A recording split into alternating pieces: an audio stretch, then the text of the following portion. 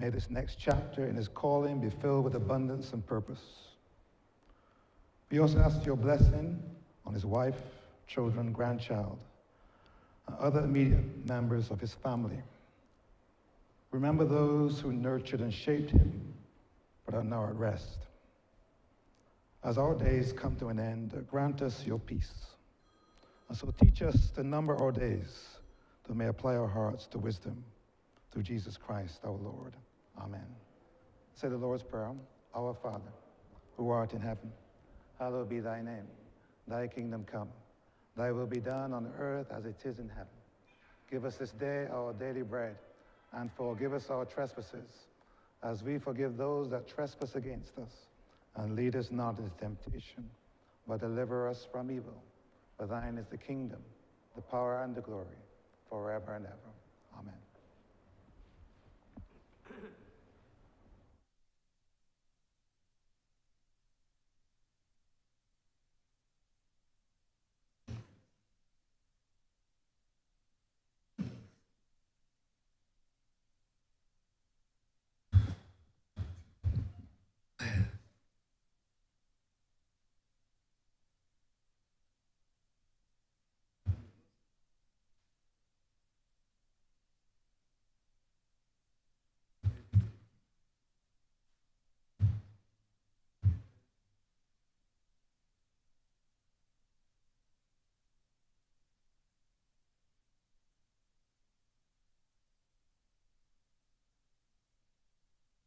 This House is in session. Minutes for the meeting held on Tuesday, 9th April 22nd, 2025 to be deferred. Honourable Leader of Government Business. Thank you, Mr. Speaker. I beg to move that the aforesaid minutes be deferred. Question that the aforementioned minutes be deferred. All those honourable members in favor, please say aye. Those against, please say no. We think the ayes have it. The aforementioned minutes are hereby deferred.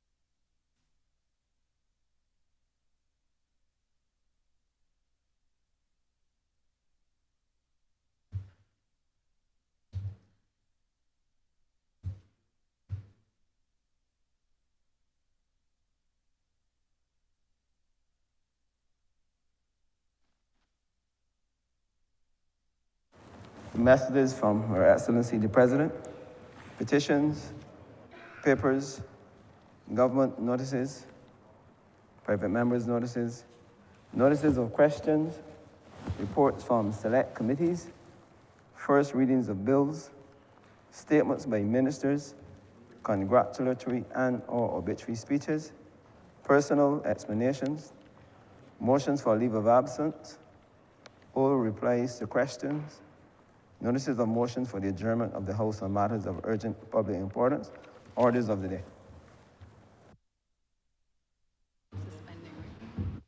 Honourable Leader, Government Business. Mr. Speaker, I beg to move the suspension of standing orders 6, 16, 18, 20, 42, subsection 5, 43, and 44 for the remainder of the day's sitting. The question is that the aforementioned standing orders be suspended for the remainder of the day's sitting. All those who are members in favor, please say aye. Those against, please say no. We think the ayes have it. The aforementioned standing orders are hereby suspended for the remainder of the day's sitting.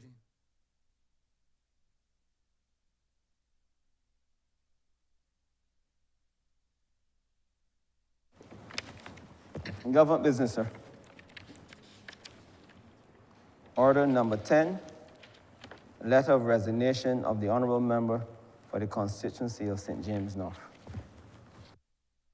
Having been satisfied that the letter received from the Honourable Member from St. James North is authentic, in accordance with Standing Order 73, I direct that the aforesaid letter from the Honourable Member be recorded in the minutes, and I hereby declare that the seat of the Honourable Member for St. James North be declared vacant with effect from the 25th day of April 2025.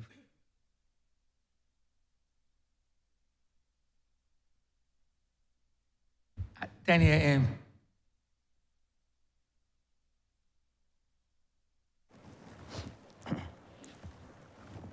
Mr. Speaker, an address now has to be sent to Her Excellency the President, the Leader of the House. Honourable Leader of Government Business. Thank you, Mr. Speaker. In light of the approval of the resignation letter of the Honourable Member for St. James North, I beg to move a motion for the following address from the Honourable the House of Assembly to Her Excellency the President. It reads as follows. The House has the honour to present our humble duty by reason of the resignation of Mr. Edmund Gregory Hinkson, SC, MP. A vacancy has, on this 25th day of April 2025 at 10 a.m., arisen for a member of the House of Assembly for the constituency of St. James North. Accordingly, the House has this day passed this address to be forwarded to Your Excellency, asking you to issue a writ for an election to fill the vacancy, pursuant to Section 5.2 of the Representation of the People's Act, Cap 12, approved by the House of Assembly this 24th day of April 2025, dated this 24th day of April 2025. I therefore beg to move that this address be approved and sent to Her Excellency. I second and reserve the right to speak. The question is that this letter be approved. All those who are members in favor, please say aye. Those against, please say no. Me think the ayes have it.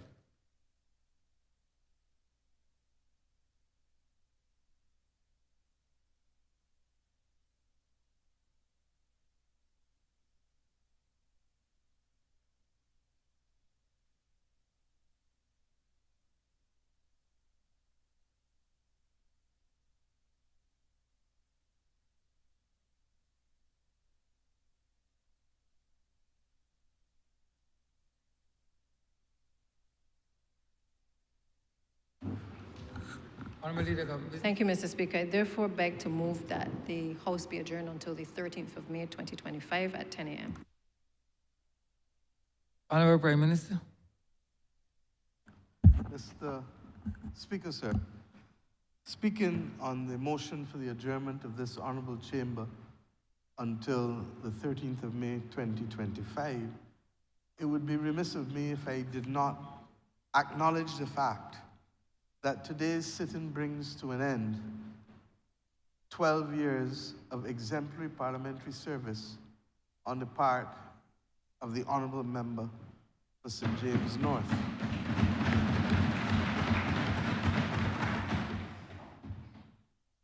Mr. Speaker, it is significant because I have known the member for some time, probably since I was a teenager, but in all of the years that I've known him, he has always had a passion for representational politics and for the Barbados Labour Party, which he has served with distinction.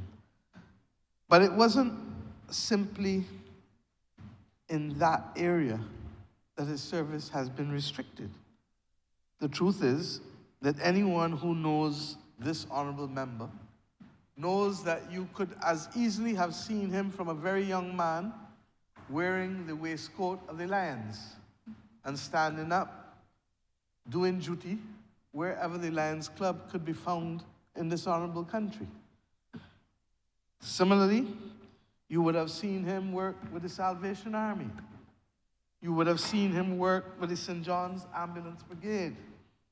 But the one that perhaps he is most well known for across this entire country is his work with the Council for the Disabled.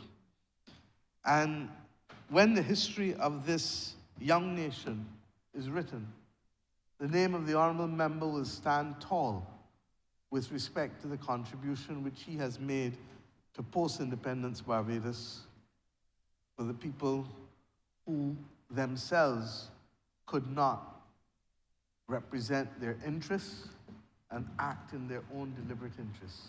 Those who, by reason of either physical or mental disability, would have needed the voice and passion of persons like the honourable member. And he stands in good stead with those who went before, like Eileen Marie Ainsley and others, who worked tirelessly. Indeed, in my early days, I used to work with the Special Olympics with them, and therefore remember very much the work which the honourable member has been associated with. Many persons may not know that his sister is deaf-mute, and that Eddie has carried that as his responsibility. The honourable member has carried that as his responsibility in his life, and that speaks volumes to his character, and we have all noticed it to the point where it was our solemn duty to ensure that in the last year, his report as chairman of the Commission on the Council of the Disabled was taken by this honourable chamber and formally approved. And then the legislation ensuing therefrom was equally the subject of the attention of this honourable chamber and passed both houses such that it now represents the laws of this country. I believe, sir, that that singular set of work, body of work, really stands tall across the Commonwealth Caribbean and distinguishes Barbados as a country that sees people, hears people, and feels people. And I'm proud to have been the one leading the government at this point in time where an honourable member could have so acquitted himself to move, even after he was outside of the cabinet, to move his colleagues to the point where this became our passion as well. And indeed, between the honourable member for St. James North, the honourable Minister of People Empowerment, the member for St. Michael South, the honourable member for St. Thomas, the honourable member for St. Michael East, who started this when he previously was a member of the cabinet and in a previous parliament, and indeed the honourable member for Christchurch East Central, who is at IMF meetings as we speak. Those have been the ones who have carried this issue with great, great passion and have allowed this country now to be in a position where we can ably say to all that we are in a position to help those who can least help themselves. But let me come back to his parliamentary career, because we take it for granted sometimes what it is to represent our own people in this honorable chamber. And it became very, very clear to me a few minutes ago when the clerk shared with the leader of government business and a few of us, myself, a register, and if you may pass it to me, please, there, because sometimes it is good to let the country know that we don't stand just here by accident. This book is a significant book in the history of this country. One only needs to feel the cover and indeed the thickness of each page to understand what I'm talking about. This is the book that is a record of the names of the members of the General Assembly of Barbados, and it goes back. Its first record is the session of 1652, the 2nd of March of 1652, when, Mr. Speaker, the person who would have sat as the first speaker of this honorable chamber was a gentleman by the name of Thomas Modiford. And it carries in this book every person who has served in this honorable chamber down to this year, which is the 3rd year in the 2022 to 2027 sitting of the Honorable House of Assembly. And indeed, the first name on this 2022 to 2027 is a member for the city of Bridgetown.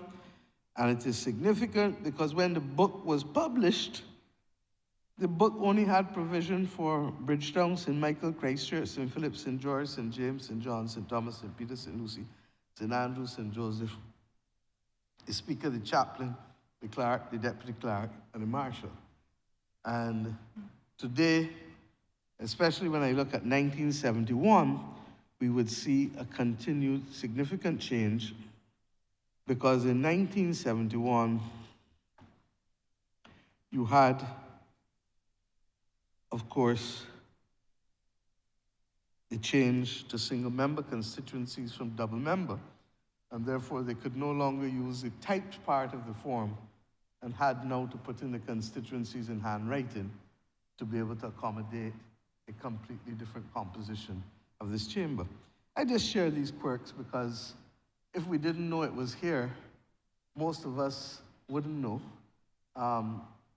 largely because the clerk keeps it in a vault that is fireproof, but it had to come out today because we are engaged in an unusual exercise that does not happen in the life of every parliament, but has happened in the life of this parliament and happened indeed in the life of the last parliament when the member for St. George North also took early retirement. I'm aware of it because in my own father's case, he also triggered a by-election when he left in 1976. And indeed, I believe he is now the oldest, the longest serving member of the Parliament of Barbados, having been elected in 1969, along with Sir Philip Graves, who might be 1971, and I'm not sure. But I want to contextualize, therefore, the Honourable Member for St. James North's service in that context, because many have been called, but few, in fact, have been chosen to sit in this honourable chamber. And that the Honourable Member has done so successfully for 3 terms and has brought the interests of his constituents always whether from the opposition benches, from the front bench as a minister, from the back bench as he is now. He has been consistent and persistent. And anyone who knows the honourable member well knows that when the member has something that he wants to get done, you can sing a hymn a ton. He does not deviate one iota from representing the interests of his constituents and representing the interests that he believes sectorally, as I pointed out, with serving on behalf of the Lions, Salvation Army, St. John's Ambulance Brigade, and of course, the Council for the Disabled. That has been his hallmark. But if you would cast your mind back to the first term, and the first term perhaps shaped him because members on the government side used to take particular delight in targeting the honourable member for St. James North. And the honourable member, in the first few months, took it until they then realized that he was not to be trifled with. And he would walk with a book that showed that he was ready to be able to respond to each and every one of them when they started to go after him. He, of course, would have gone after them first. But he was ready with the retort, and it would be useful for those who like parliamentary practice to go back into the records of Hansard and read some of those debates where he was laser-like in his criticism of the then government in the interest not just of the people of St. James North, but in the interest of the Barbados Labour Party. Ironically, we don't formally recognize political parties in the system, but it is almost something that has to be corrected, and the Parliamentary Reform Commission's report, which will come to the Honourable Chamber soon for debate, has made that recommendation. But in reading this book of this register, it is also clear to me that it is a farce, because as far back as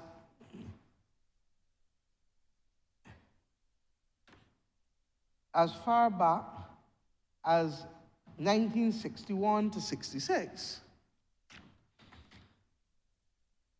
in fact, no, even before, as far back as 1956 to 61, this register has recorded the number of seats of political parties and has taken note of political parties on every occasion since 1956. So that we really do need to align where our laws are and where our practice has been with respect to the issue of political party recognition in our jurisdiction. I want to say, Mr. Speaker, that this honourable member, as I said earlier, has served his country, his constituency, and his party with absolute distinction.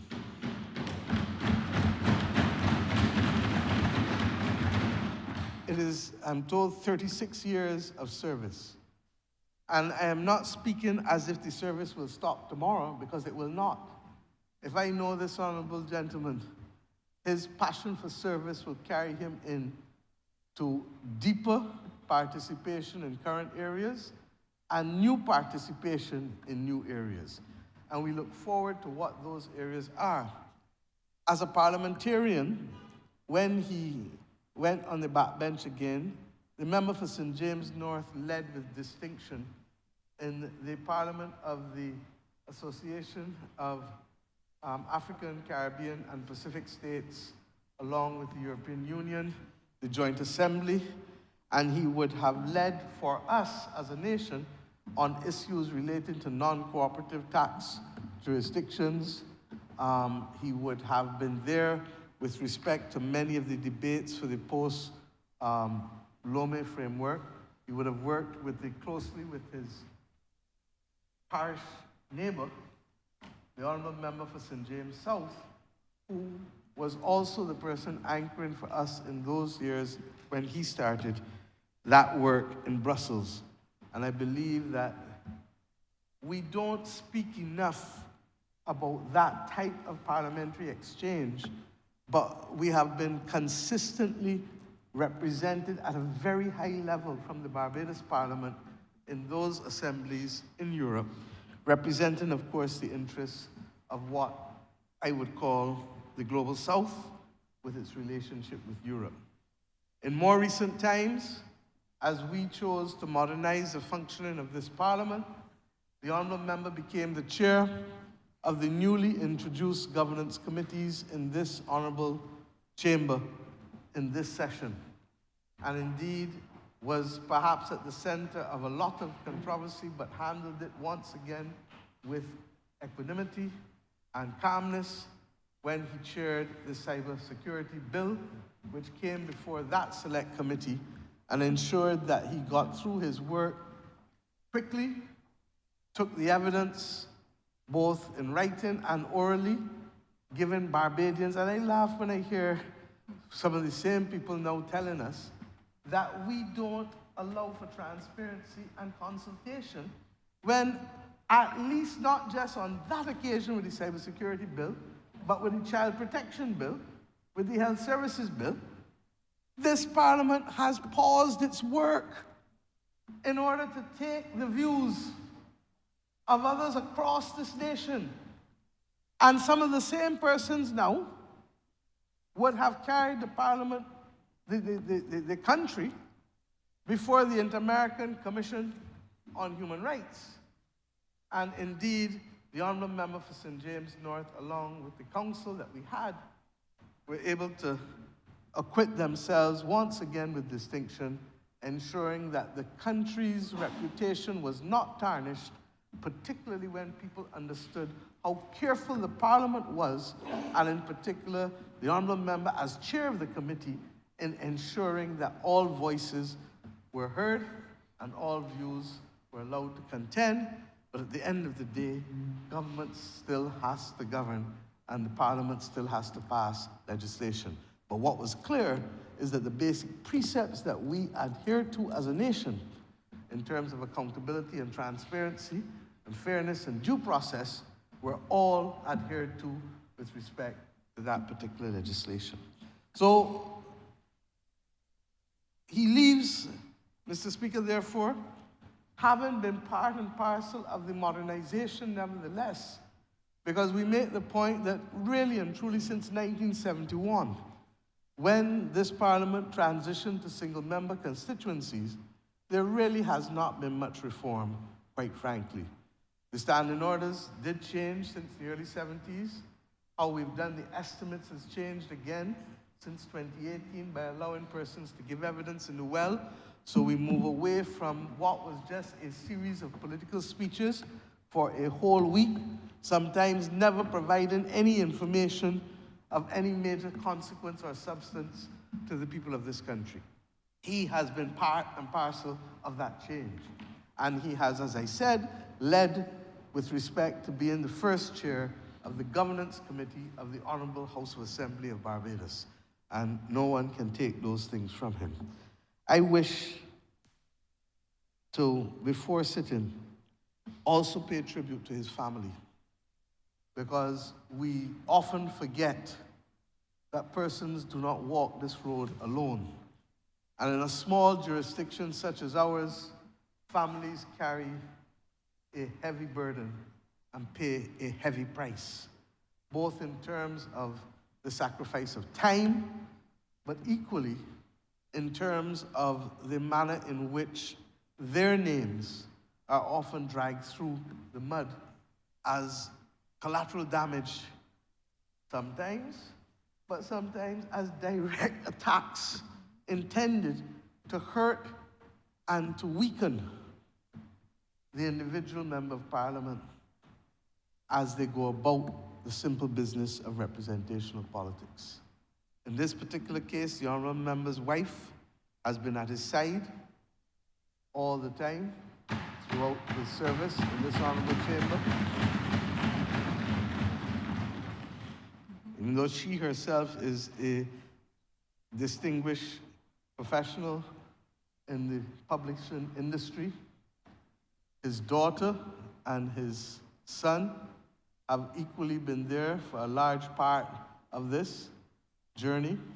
His grandchild is perhaps a little too young now to remember these days, but all of these things we take for granted when we engage with each other and when the public engages with us as representatives of this honorable chamber. And as I say, it's particularly difficult in a small nation such as ours. Larger parliaments, you tend to have a little more flexibility, but in small states, families become very much part and parcel of the entire scope of those who want to get at the MP very often. So we salute his family and thank them for sharing him with us and with the residents and constituents of St. James North and with the members of the Barbados Labour Party. And the last point that I'd like to make is his parents. The honourable member's father was a long-serving member of the Barbados Labour Party, and indeed when I joined as a young member in 1989, it seems like an eternity away, his father was a member of the National Council and one of those persons who would have guided me in the practice and in the traditions of the Barbados Labour Party as a member of that council in those days. In fact, I got to know him very well as a young member of the party. The member for St. James North would have become involved more to the end. He wasn't a member of the council in those days, but his father carried it strong. But it wasn't by accident. Anyone who knows the family would know that he's related to another honorable member who served in this chamber, who represented the same parish, ironically. And that is the current Deputy President of the Senate. I think all of us know in small societies you get that kind of family overlap. And of course, the first woman ever to have been elected to this honorable chamber would have been related to the honorable member for St. James North as well. And it is in her honor that the committee room is named in this building. Of course, Dame Ermintrude Bourne I refer to at this point. But it was his mother that I knew the best. Because when I became a young Minister of Education, she was in the ministry performing duties. And of course, I go in there as a 28-year-old, not knowing much about education, made a determination to meet with all of the members of parliament, members of the schools, principals and teachers. And it was at the urging of persons like his mother and others who served at that time who said, look, Minister, the best thing for you to do is to go and just meet everybody, because when people start to engage with you, the issue as to whether you are too green, there was a political scientist who, when the Honourable Elizabeth Thompson and myself were made Minister of Health and Minister of Education, said that we were too green. I was 28 at the time, and she was 30 or 31, I believe, at the time. And we were described as being too green to hold such heavy ministries, and the then Prime Minister was attacked on that basis. But his mother was one of the ones who recognized from early that engagement on substance would have moved a lot of the political side talk away. And I want to thank her, as I thank him, for her continued support for him, for his constituency, and for the party.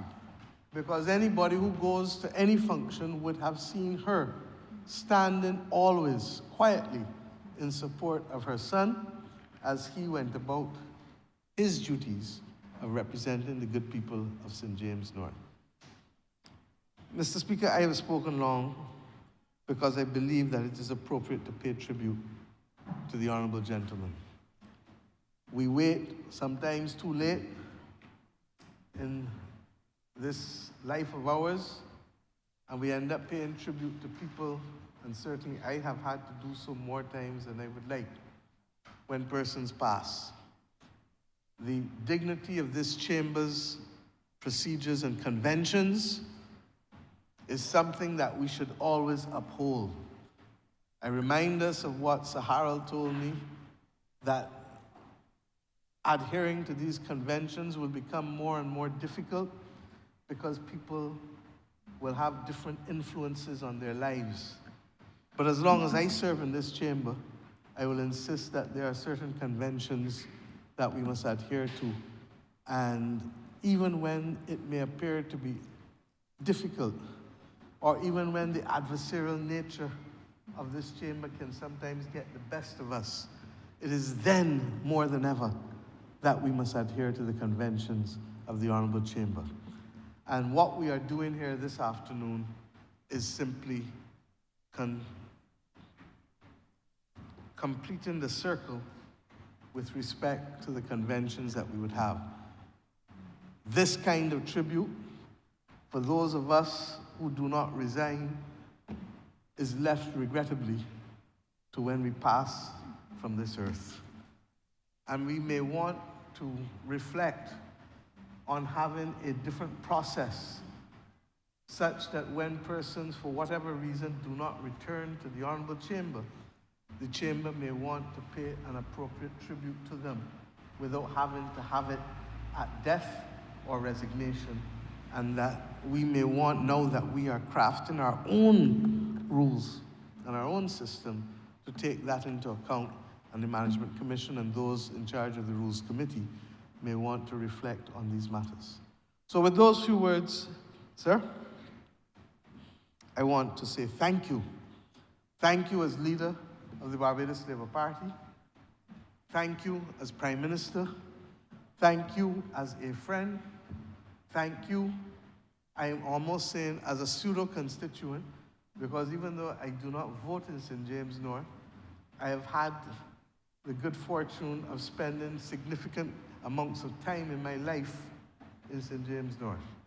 And I am therefore aware of the manner, of the high regard in which he is held by those, particularly in the Western Lower Carlton area, where I have a natural affinity with those down there. With those few words on this motion for the adjournment, I say to the member for St. James North, well done, well done. And we look forward to your continued service, because other than the absence of here, you look the same way that you looked for the last 30 years. Thank you. Honourable Member for Christchurch East. Mr. Speaker, I rise to speak on the adjournment as well. Mr. Speaker, it's my pleasure and my privilege to share some brief recollections of the Honourable Member for St. James North. The Honourable Member for St. James North would take great pleasure in telling anybody that I followed him into many things. Many, many things. The Honourable Member, sir, speaks really slowly. He thinks fast, but he speaks real slow. And oftentimes you find yourself hanging on about the topple of your chair, waiting for him to say what he has to say. But the reason he speaks so slowly, sir, is that he has an attribute that a lot of people in this position don't seem to have, especially if we consider the Honourable Leader of the Opposition. He thinks very carefully about what he's about to say. He tastes his words, and then he speaks, so that what comes out from his mouth is usually something of significant substance and benefit to the listener. Sir, it was many years ago that the Honourable Member for St. James North first decided to try to intervene into my life and steer me in the direction that he thought I should go. He, at the time, was the legal advisor for the St. John Ambulance. At that time, it was St. John Ambulance Brigade. It then became the St. John Association of Barbados. He was the legal advisor. This is a pro bono position for the St. John Ambulance Association for many years. And he decided it was time for him to demit. So in the same way as the honorable member publicly chose or voiced his opinion on his successor for St. James North, he came to me and insisted to me that I should take over from him. It would be good to raise your profile. It'd be good to do something for Barbados. You're a young lawyer. You need to get your name out there. I said, but I need to think about it. He said, but I already recommended you, right? So they can call you. And I fell into, I guess, public service at the instance of the honorable member of St. James North. But sir, the honorable member did not stop there. The honorable member decided that while I might have raised my profile significantly in Barbados, I needed to raise my profile internationally. And the honorable member insisted that I start to attend international law conferences, because he used to go to 2 conferences every year.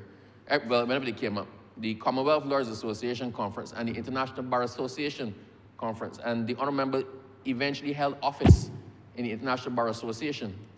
But he decided, sir, that he wanted me to raise my profile and started to point to conferences I should attend.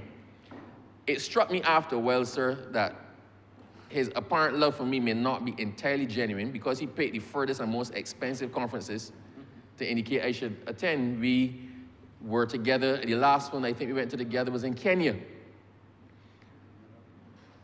The honorable member is that sort of person. He reaches out to people, he tries to take people under their wing, he tries to tell you what he believes you should or should not be doing to better yourself, right? And it comes from a good place. It comes from a place of comfort. It comes from a place when you are comfortable in your own skin with what you have sought to achieve and what you've achieved, that you don't see the need to try to hold back or suppress other people, but you actually want to raise other people up to the standard that you occupy, to allow them to share the kudos that you have gotten and allow them to experience things that you have experienced. And it's not just me. I am one person. He's done it to so many of us. When, after the 2013 election, when we come to the 2018 election, the honorable member reached out to a lot of the candidates to talk with them, share his experience, talk to them about little tricks that he had learned, little things he did that engineered his success, how to talk to people. And he reached out to almost everybody. I remember having dinner one night with the honorable member and his wife, right? As he steered me once again in the direction he thought he should go. Did he say he has a long memory? Because, sir, when you don't agree with something the honorable member has said, the honorable member will point out to you the amount of times that he has spoken to you about different things and where he was right. And that if you had listened to him with certain aspects, then you would not have gone wrong. But as I say, it comes from a really, really, really genuine place. Sir, then lo and behold, we went in the 2018 election, we came out. I was initially Minister of Energy and Water, and the honorable member held the portfolio of Minister of Home Affairs. I then followed him into that portfolio. And seamlessly, on my first day in office, the honorable member took the opportunity to call me to say, these are the things I had been working on. These are the hiccups we may have experienced. This is where I think we can go if you need any help at all, that you could call on me. I came in, sir, and found the wicket laid for the child justice legislation. A lot of work had been done by the honorable member and some of the international agencies in crafting this legislation and formulating the policy.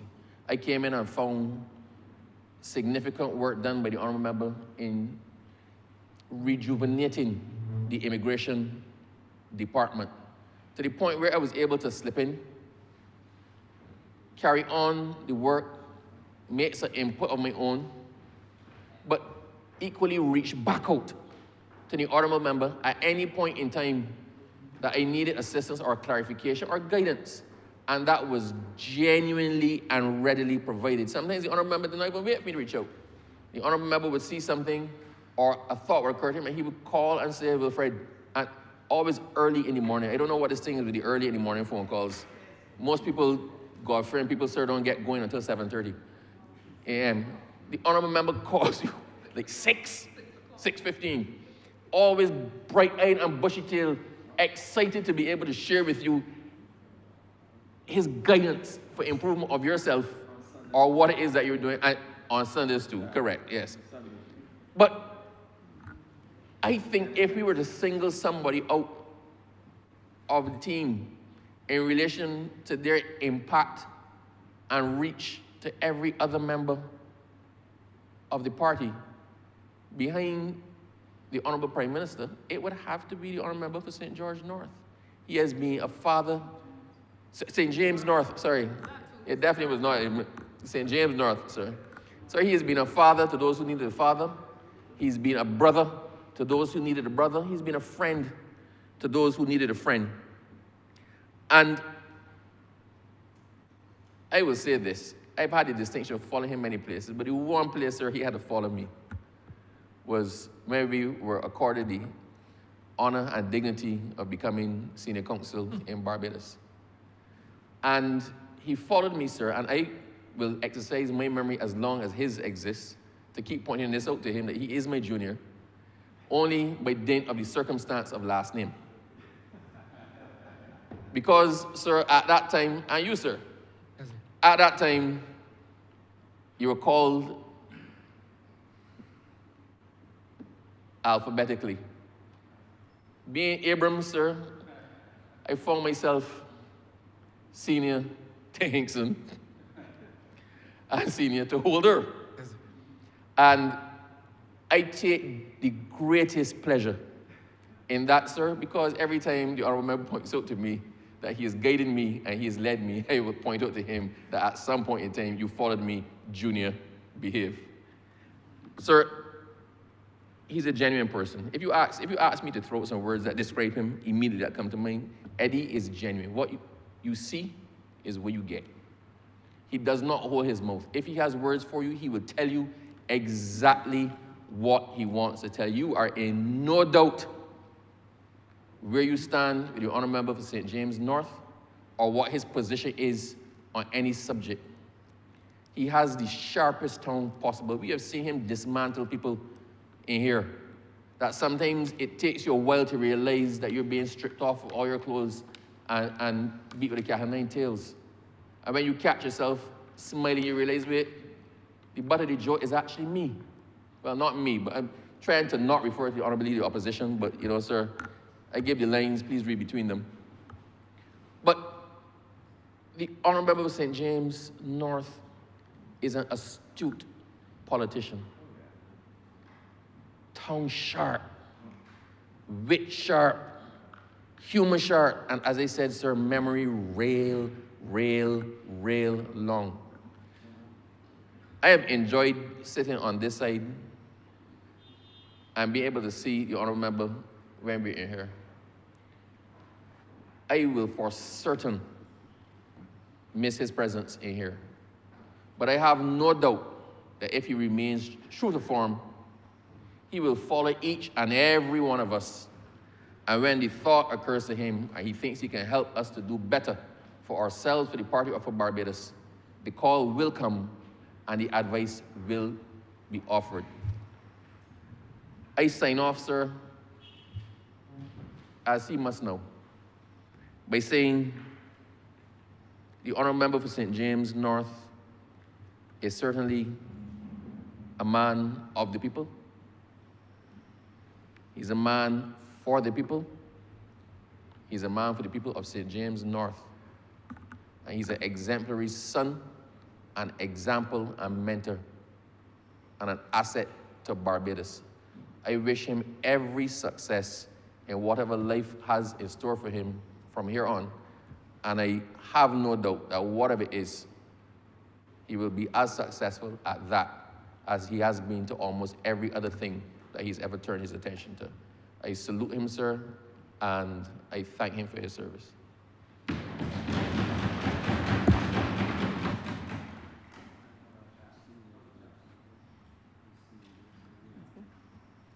Honourable for Christchurch West. Thank you very much, Mr. Speaker, as I rise to speak on the adjournment as well. First, let let me unburden myself with what I am feeling on my chest, because when I used to get those early morning calls, I thought I was the only person. I felt quite special, you know, getting early morning calls from the member for St. James North, who would often share advice and, you know, give me guidance, and I really appreciate it. I thought it was special, not recognizing now that half the Parliament getting these early morning calls as well, you know. So, somehow I felt, I'm not diminishing him, but I feel diminished in some way, not feeling as special as I used to feel. But I thank you nonetheless, the member for St. James North, for those wonderful and very inspiring conversations. Yes, early in the morning. I am an early morning person, and he knows that. Sometimes 4 o'clock I'm up preparing for my day. And he would use that his advantage and call me at 5:30. And we would have sometimes half-hour conversations talking about everything under the sun. But of course, politics was featured highly in those conversations. And as I think back, not remembering, of course, the old school, you know, that we had the benefit of going to together. But I remember one of my first professional meetings with the Honourable Member was actually not in politics, was actually at my uncle's law practice, the late Philip Mosley. And the Honourable Member was there working in his practice, and we were able to meet and have a discussion in the conference room. I don't know if the Honourable Member remembers that, but that is when he was telling me about his work with the membership for the disabled and the Salvation Army, the Lions, and all of those things, and trying to start that mentoring process with me as a young professional, you know, coming up in society. I also think as well, when I remember and think of the Honourable Member, I think of his vast memory, as the member for Christchurch East said, but his vast memory about political history. You know, and I would often think that I knew a lot of political history, but I didn't know half as much of the political history that the Honourable Member knew. Not only because of his age, but because he also remembers all of the members, all of the dates, when they were elected, when they left office, what positions they held, all the different controversies all through politics. A vast, vast knowledge of political history of the Barbados Labour Party. But I had to teach him one, and I'll give you this one now. I remember he was relating to me, well, you know, I have 4 members of my family that were members of the House of Assembly, you know, and he called off Darry Foster, who was one of the early members, the father actually to Ermi Bourne, who was the second member to his family. And then, as the Prime Minister said, the member, the deputy president from the other place, who was a member here, and himself. And it got me to thinking, members of family who served in Parliament. I said, but Eddie, yes, I think you have 4, but I have 5. He said, that is true. I said, yes, there are 5 of my members. There is, and if you forgive me to call their names, there is Freddie Miller, who was a minister, his brother, Tommy Miller. Then there was Billy Miller, the 3 Millers. And of course, we forgive the other one. Roman was on the other side, but he was still a Miller, Peter Miller. And then me, I don't carry the Miller name, but I am certainly one of the Miller clan. And Eddie had to concede, the member for St. James North had to concede that I was absolutely correct, that there were actually 5 members that had preceded me in this honourable chamber. But of course, it wasn't always cordial with myself and the honourable member. There was a time, Mr. Speaker, that I was a new member of the Barbados Labour Party. Well, actually, we were new in finding our feet in the Barbados Labour Party. I had actually joined in 1986, a few years before. But we decided that we were going to run for an open seat on the executive of the Barbados Labour Party, 3rd vice president, the lowest position, or one of the lower positions of the Barbados Labour Party. And it was going to be held at the Labour College. Actually, the conference was held at the Labour College. And Eddie says, well, you can't get there before me. I run in against you. I said, okay, I take on the challenge.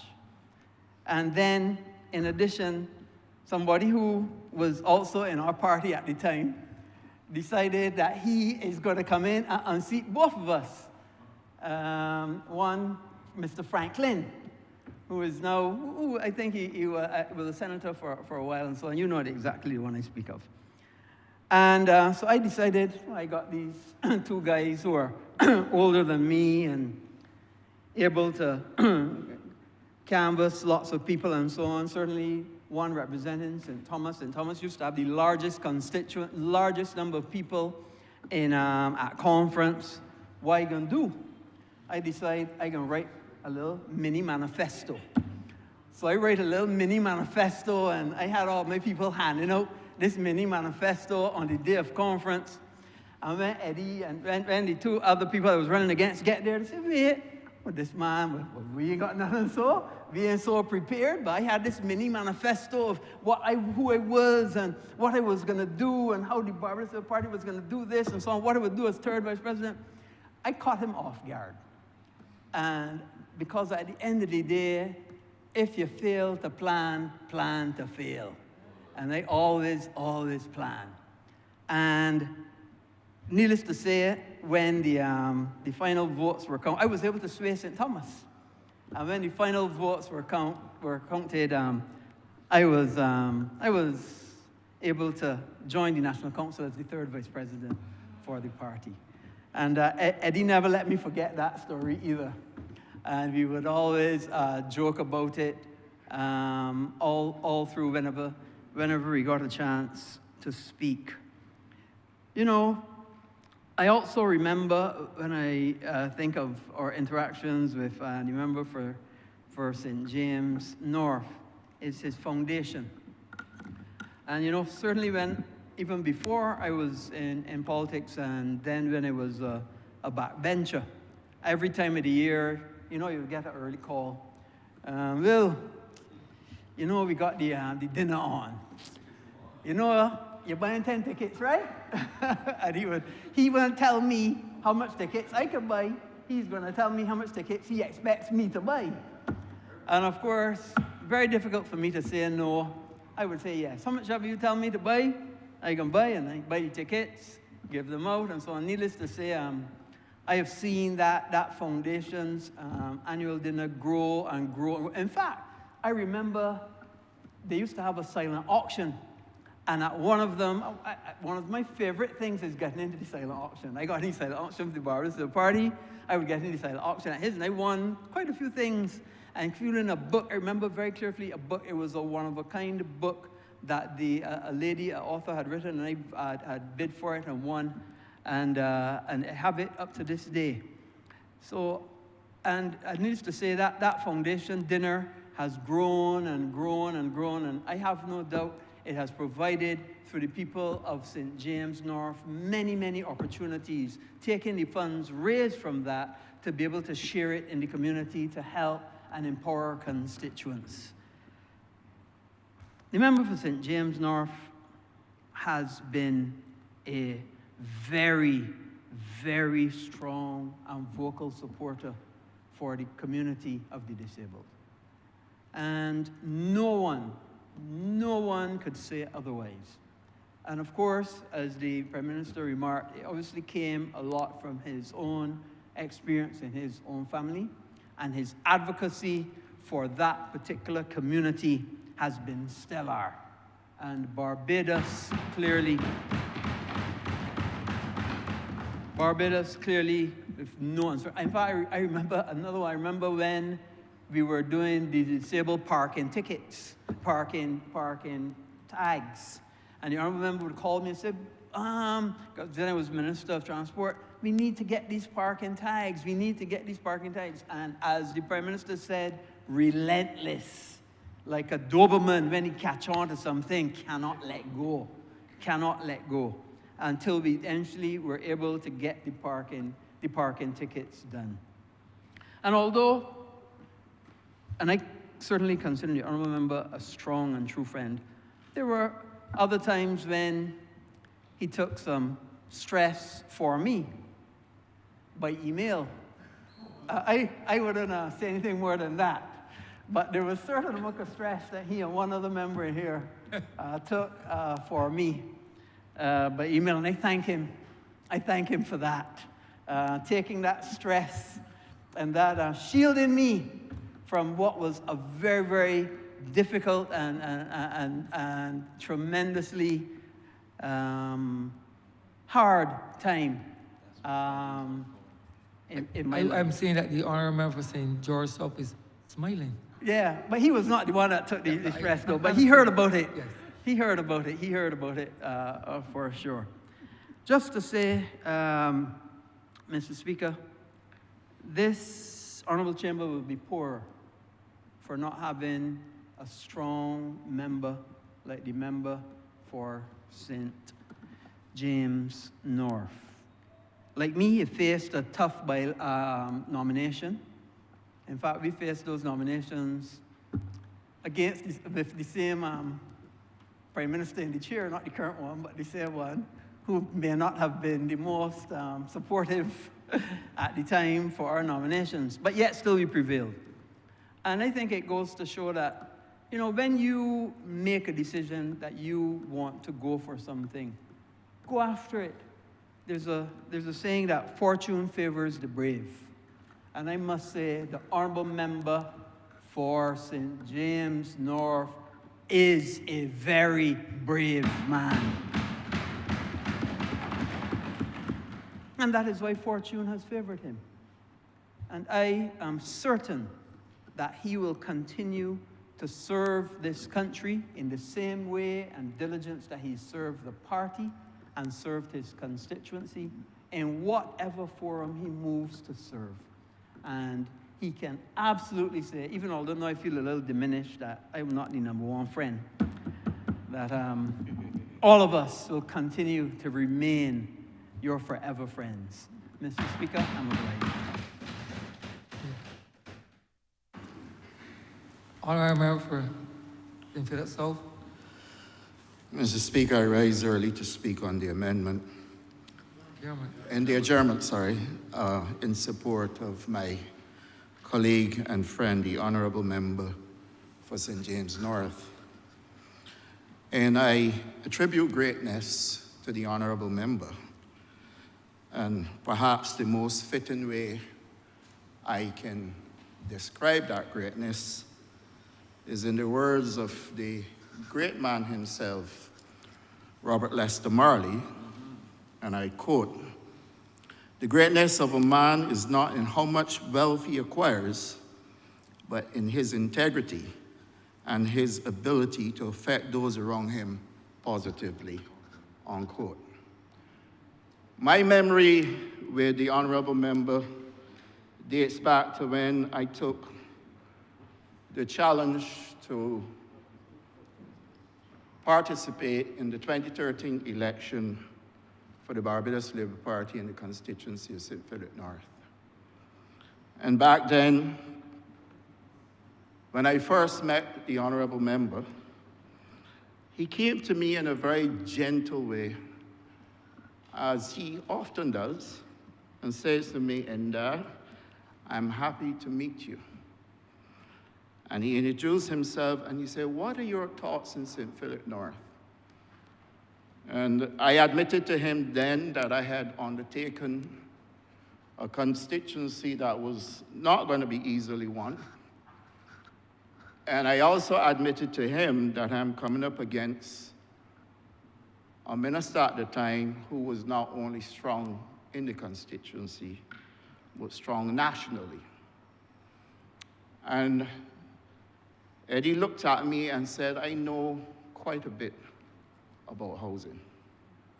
I actually served on the board." And fate would have it that under the leadership of the opposition then, we were going into a period of estimates. And the then leader, the late Owen Arthur, asked me to do the write-up on housing. And he asked me to surround myself with people who have been there.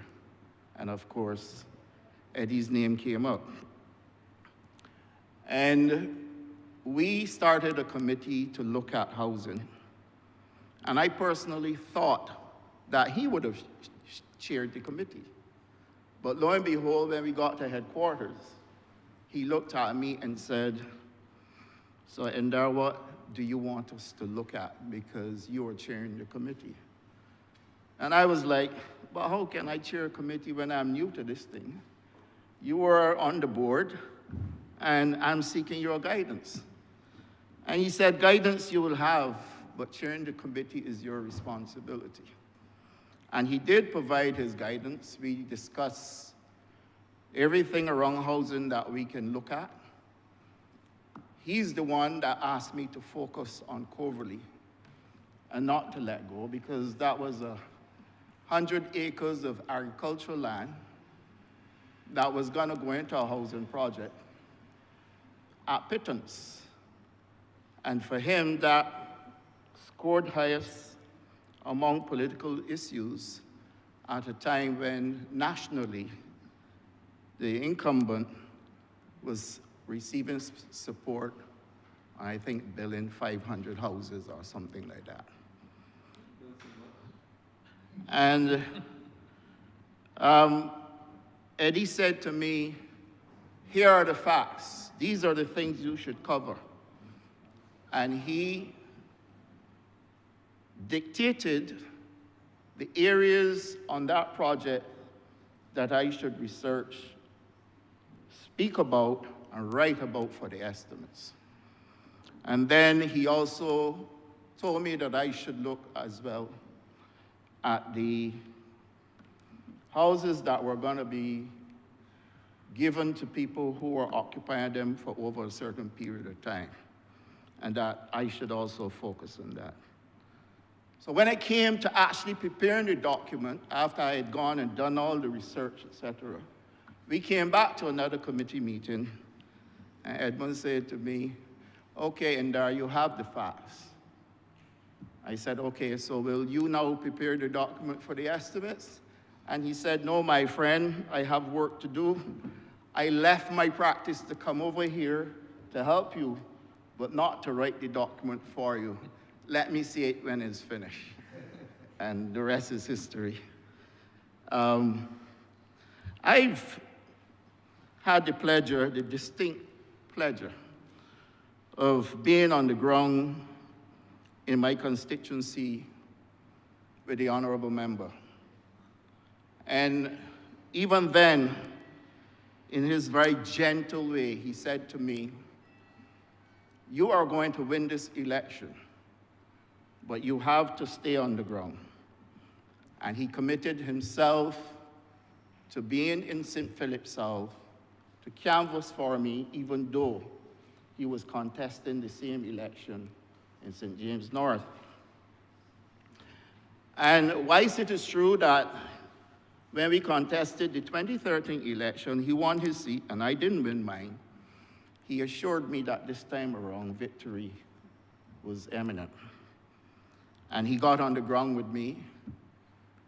He introduced me to some techniques in canvassing, went to houses with me, showed me how to approach people, especially those who took long to answer.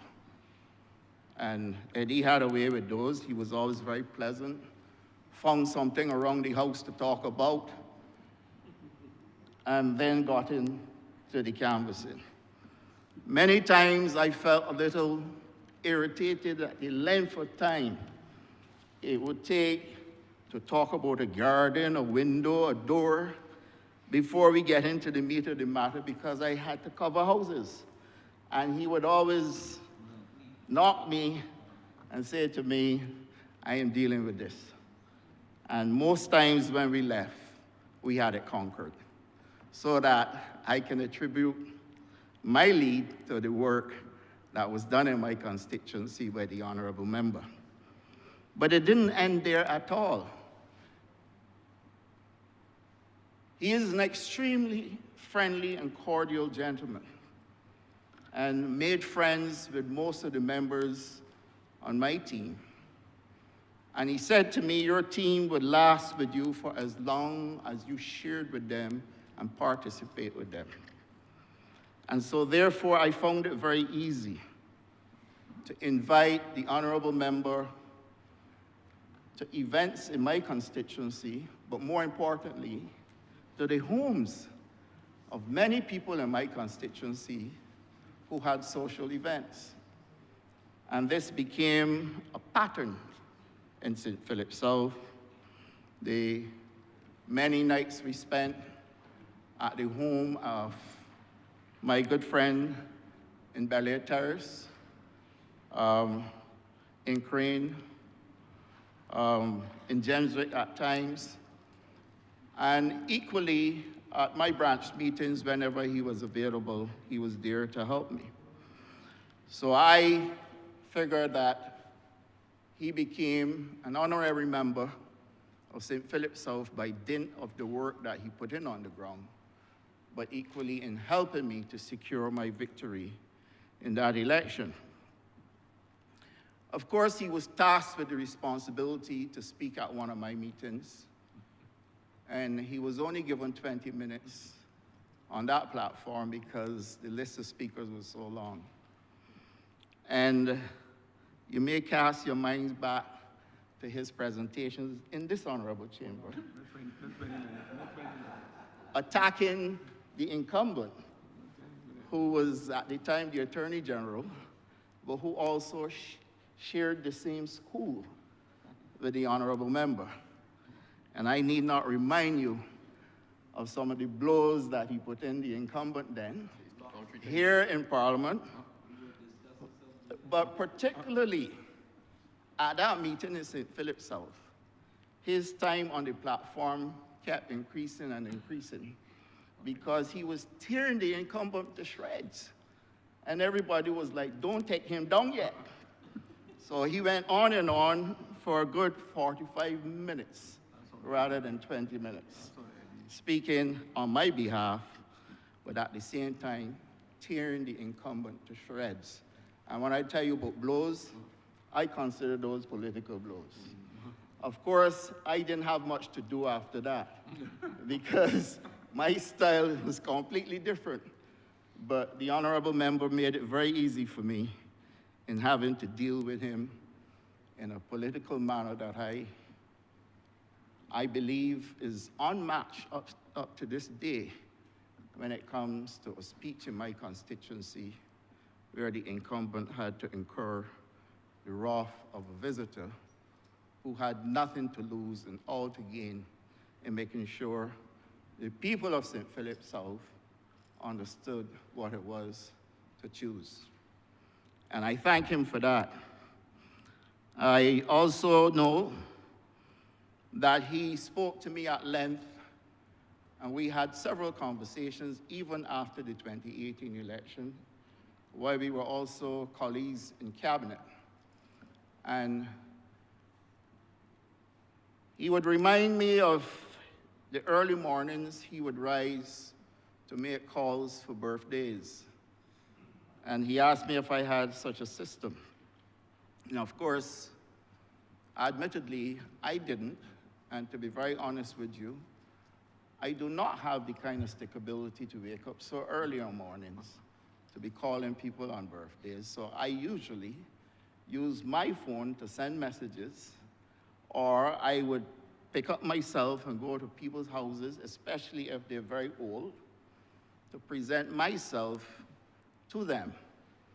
But the honorable member made it his business to call his constituents early on mornings to wish them happy birthday. And were that not enough, he also made it his business to attend funerals, repeatedly making sure that he is present with families who have lost their loved ones. And of course, the genuine care that he had for people, he made sure that he was always in a position to be able to support anything that he's doing in his constituency through his fundraising events. I can never consider him a selfish man, because he often exchanged with all of his colleagues the importance of being able to raise funds to be able to support your campaign. He was very, very, very deep when it comes to integrity. This honorable member perhaps hardly ever got the support of anyone other than through the fundraising events that he successfully pulled together to be able to support his campaign and to support his people on the ground. And he would constantly urge us to make sure we can do similar, especially in the times that we exist in. And I know of a very, what should I call it, famous topical case in Barbados that we discussed in the members' room. And he said to me, Indar, you see what I tell you? Don't take things from nobody, raise your own funds. And I know for a fact that he was adamant that he ain't taking nothing from nobody, but he was gonna raise his own funds. And he said to me, Indar, you are gonna continue to do well in your constituency, but I urge you, please, make sure you do not do like some others. Always in a very gentle, gentle voice. And when I say like some others, I mean that period or that lustrum we went through, which many refer to as a period of a lost decade, where right across Barbados, there was deep concern about corruption in politics. And if ever I have been tutored or mentored, I will always remember he saying to me, you see what I tell you? Do not ever give anybody a chance to label you. And my brother, which I would disclose to most, my brother, Masonic brother, has made sure that he brought me through the challenges of elective politics and that he stayed by my side. And we didn't always have a good or cordial relationship. There were times when we called it frank. And I do recall a particular incident, which I will not raise here, where the honorable member and I actually clashed. And we clashed over a matter which I felt in principle I was right, and he felt in principle he had a job to do. And it didn't last long, because at the end of the day, whatever differences stood between us, we got over them. I also know his wife from my days at Cave Hill. There were perhaps 2 programs we were in simultaneously. I do recall one was Train the Trainer, and the other one might have been the MBA program. But she also is a brutally frank woman. So in an environment where he is frank and she is frank, I would have loved to see what happens there. But they have always been there for each other. I've always admired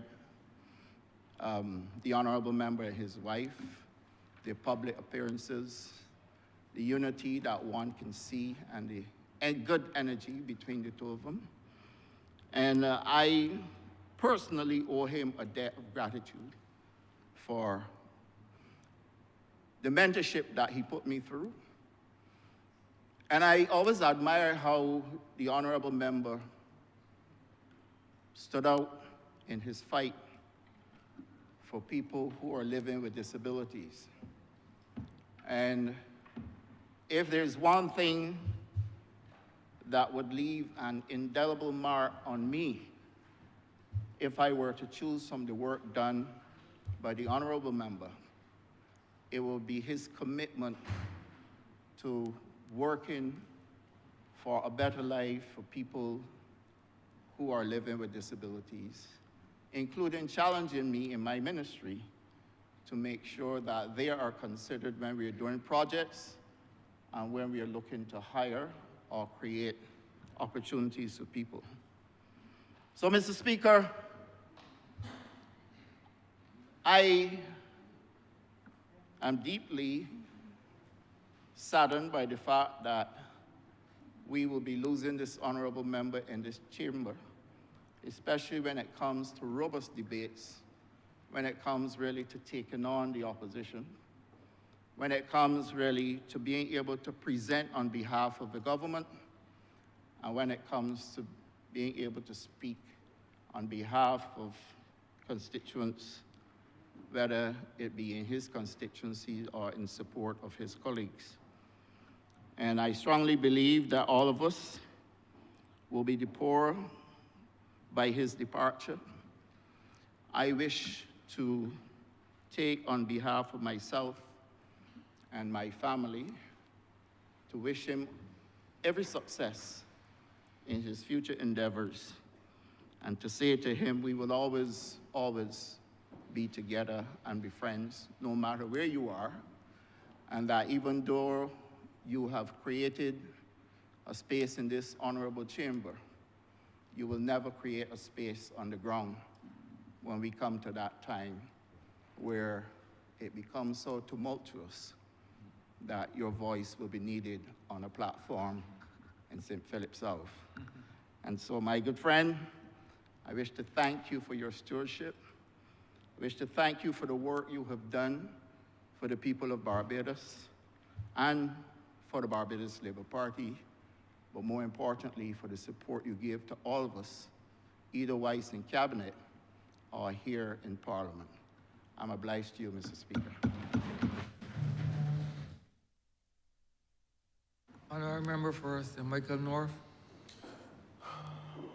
Thank you, Mr. Speaker, sir. And I too rise to speak on the adjournment, and I don't intend to be long, Mr. Speaker, but as was stated by the Honourable Member for St. Michael Northeast, our Prime Minister, there are not many opportunities like this where we get to celebrate, where we get to honor, recognize, and appreciate members who have served our country with distinction, served in this Parliament, this Honourable House, and as the youngest member in this Parliament at this current time, I would not want to let this opportunity pass without being able to lend my voice in support of recognizing one of our honorable and distinguished members who has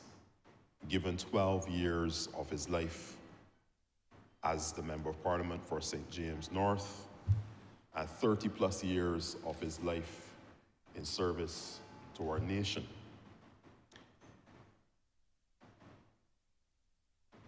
The Honourable Member for St. James North is a father, a husband, an advocate, an attorney at law, a member of Parliament,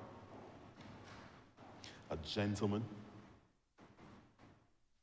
a partner, a friend, a colleague, a brother. He is quite jovial and affable.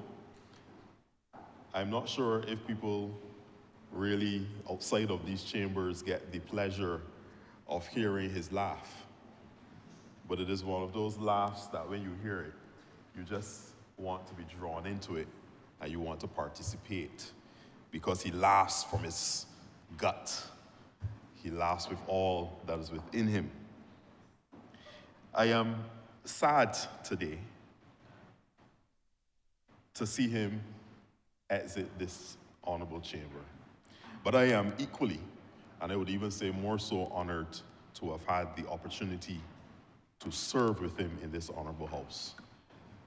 Mr. Speaker, politics can be a very lonely endeavor. As much as we support each other as colleagues and we're all on this journey together in our various constituencies within which we represent, and of course at the level of cabinet where we serve together, sometimes you can feel like you're at it by yourself. And there are not many people who will understand and appreciate what we go through. But from the time I expressed my interest in coming into elective politics and in expanding and extending my service to this level, there was one person who was always there with a gentle and reassuring word to give me confidence in my decision to move forward in this regard, and also to pledge his support. And I don't know, Honourable Member for St. James North, through you, sir, if he really understands how much that means to a young Member of Parliament, to a young candidate even, before becoming Member of Parliament. I cannot sufficiently underscore the depth to which your support in words and in actions have meant to me personally, and how it has already begun to shape my ideas, and my ideals relative to representation. I have tremendous respect for the Honourable Member for St. James North. My relationship with him dates back quite a while, because before I became the Member of Parliament, the Honourable Member for St. James North had a long-standing relationship with St. Michael North, with the Honourable Member who represented that constituency with distinction as well for 27 years. So even as I was serving in my capacity at that time, working with the Honourable Member, former Member for St. Michael North, that is where I realized that connection between St. James North and St. Michael North. I would see the Honourable Member for sure at every annual Christmas occasion, a luncheon that we would have for senior citizens. And it was there that I began to see that politics is not just about the service to your constituents, but it's also about supporting your colleagues. And it extended beyond that time in my journey and into this time, this phase of my journey, where if there is one person that you can bank on, seeing physically and being there, when it is a party event, whether it is a national event, whatever it may be, you can almost guarantee that you're going to have the physical support and presence of the Honourable Member for St. James North. And that goes a very long way. One of the things that has always impressed me about the Honourable Member is his extremely accurate recall of historical details. I believe that this House is going to be the worst off not having this Honourable Member sitting here, because he is one that can always keep us in check relative to the historical facts, especially political historical facts, down to the date at which different things would have occurred. And I, as a young MP, once again, I'm always quite impressed that someone can hold as a repository so much political fact and information in their head. It is something that I can only hope and pray that with time and with the lengthening of my own teeth in this political game, to be able to have that level of precision relative to the historical facts of this particular island, Barbados, but of course, his extends to the region and internationally as well. Another thing that has always caught me, and one that I believe that I have sought to emulate even within my own journey within Parliament, is the level of thorough dedication that the Honourable Member for St. James North takes to his presentation for debates. You would see him come in and quietly sit in front of his laptop. He would take out his notepad, and those of us who know him well knows he always has a little pocketbook with him as well, with so much information. I don't know if he were to ever lose that pocketbook, what would happen to him. I think he would probably lose his way home, because I think even his address is contained in that little pocketbook. He puts everything in these little pocketbooks. I don't know how many of them he has written out in his political journey, but I'm sure he has all of them safely put aside. But I would see him in dedicated preparation for his speeches, whether it doesn't matter what the nature of the debate is. You will see the honourable member acquit himself to sit and prepare himself, do his research. And any time he stood in this honourable chamber, I stayed tuned because I knew that we were going to get a lesson in not only history, but there was also a philosophical grounding that he would bring to all of his presentations in this place. And he is one that I have always looked forward to listening to and sitting at his feet, and that I will miss deeply. As a member of parliament, he has set very high standards for all of us. It has been mentioned already that he has a system of calling his constituents on their birthday. It is one of those tips he has also sought to share with me. It is something that I, even as the honourable member who spoke before me, I seek to utilize the technology to do just that.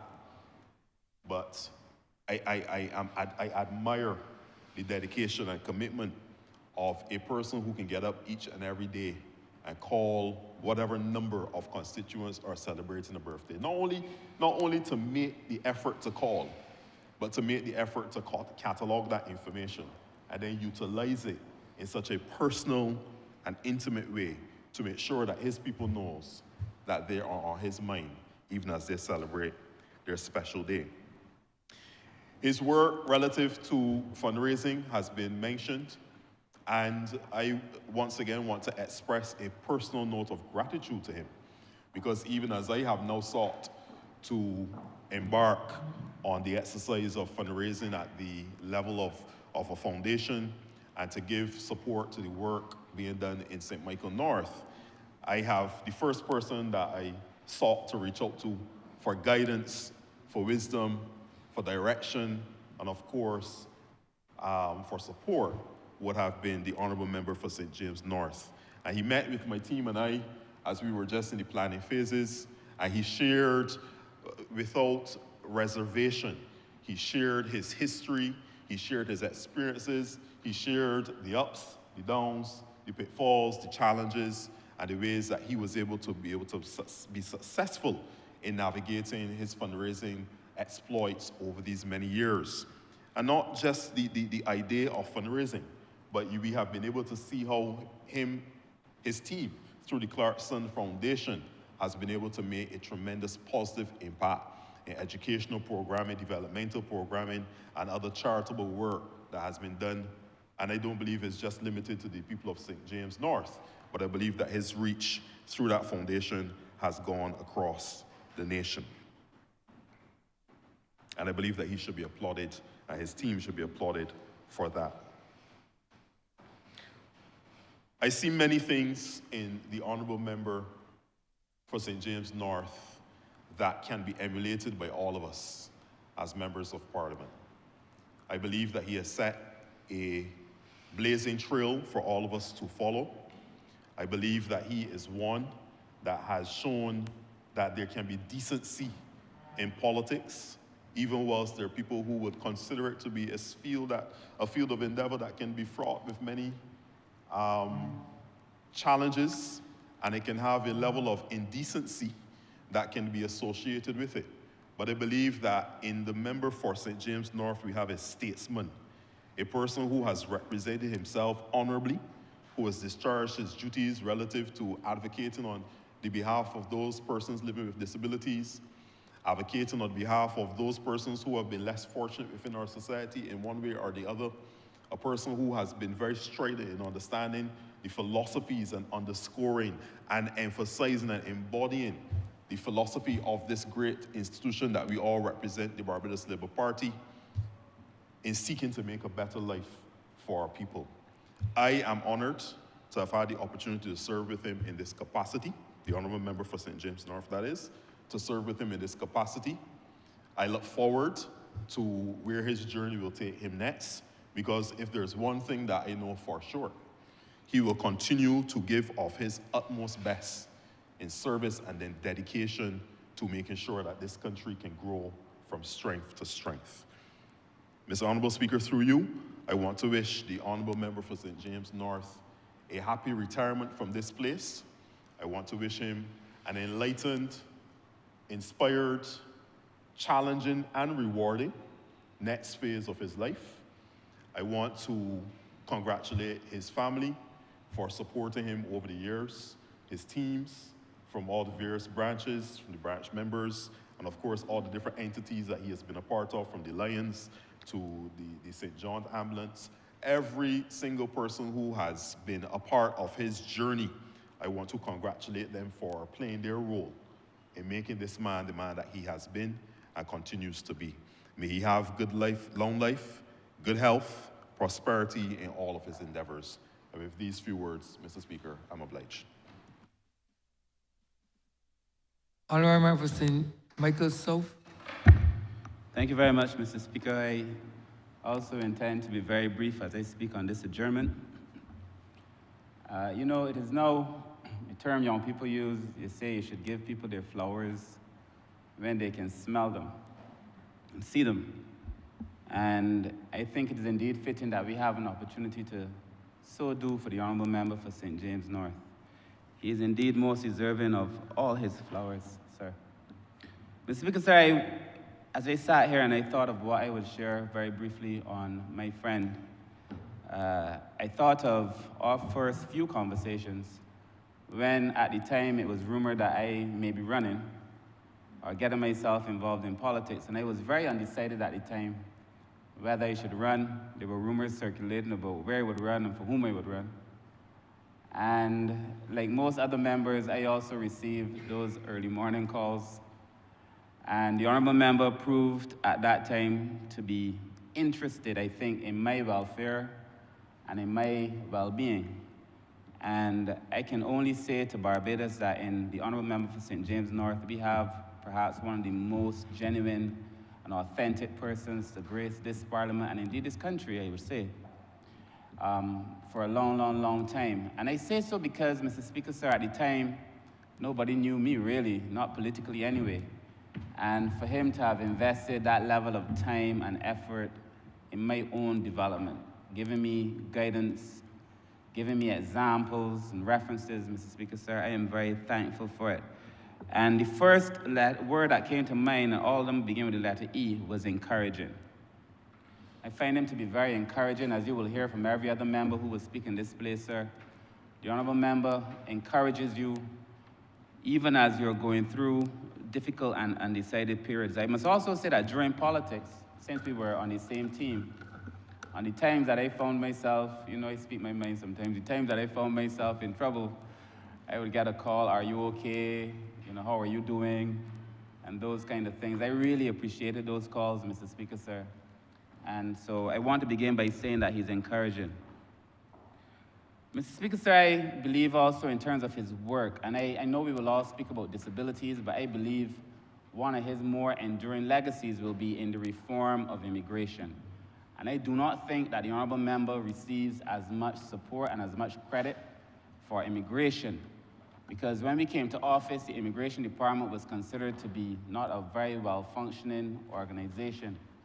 And by the time he left that place, it was considered to be perhaps the most efficient and best functioning department in the government, to the point where the call-in program narrative has shifted so much that persons were calling in on the call-in program to praise the Immigration Department. And I believe that that is due to the work of the Honourable Member, and I will say it again, I do not believe that he receives enough credit for that particular intervention. It was tremendous work that was done while he was Minister responsible for immigration. So enduring, I believe he would have an enduring legacy, Mr. Speaker, sir.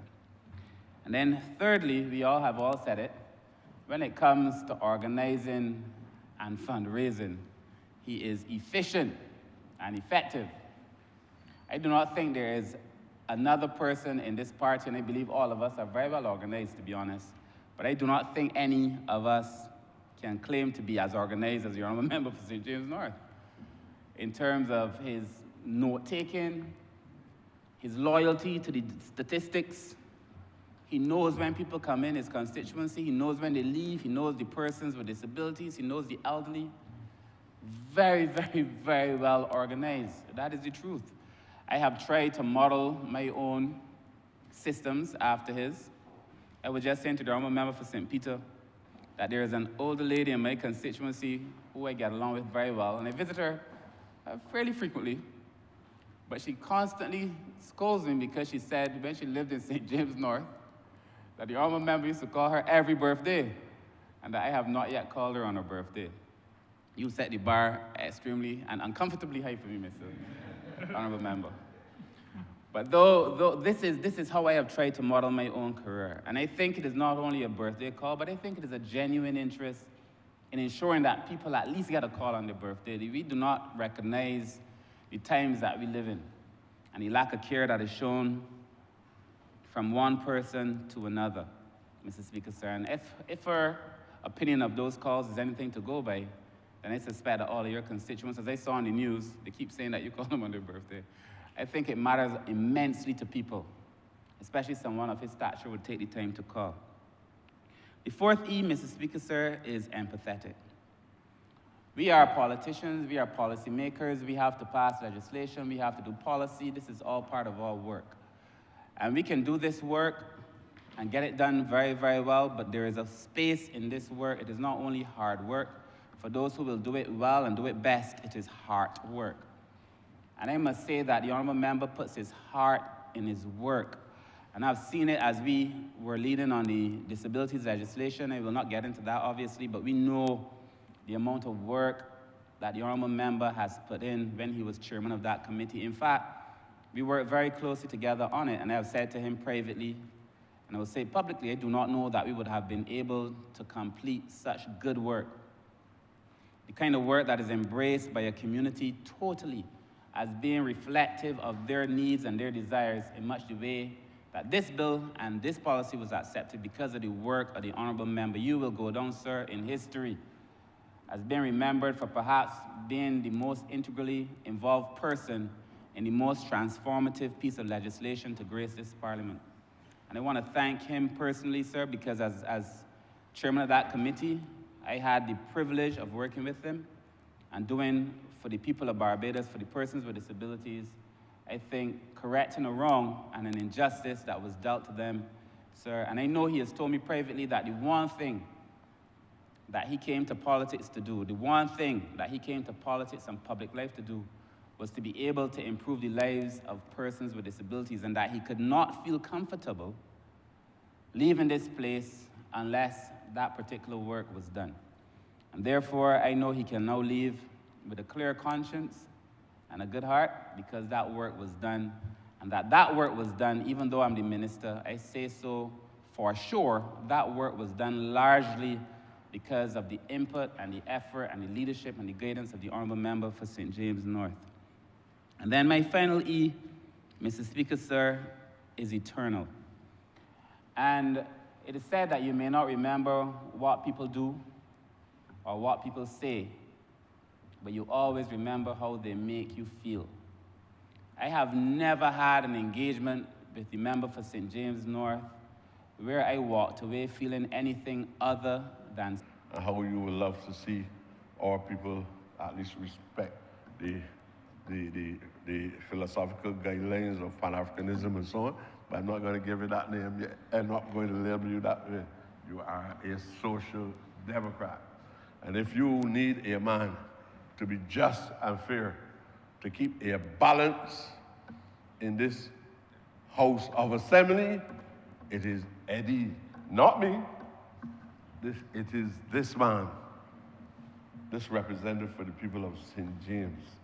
And Eddie, I think that you have made a major impact on the body politics of Barbados.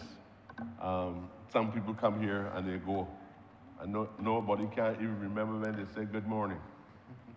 There's not a line that came from their mouth that we remembered in the history of the politics of Barbados. But Eddie, that is not you. You've etched your name in the annals of political history in this country.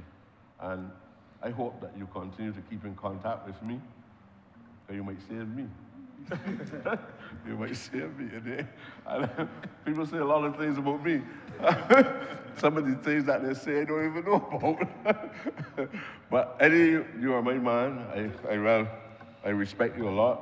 I really consider you to be a brother. I really consider you to be a friend. And may God bless you as you go forward in your endeavors. Thank you very much.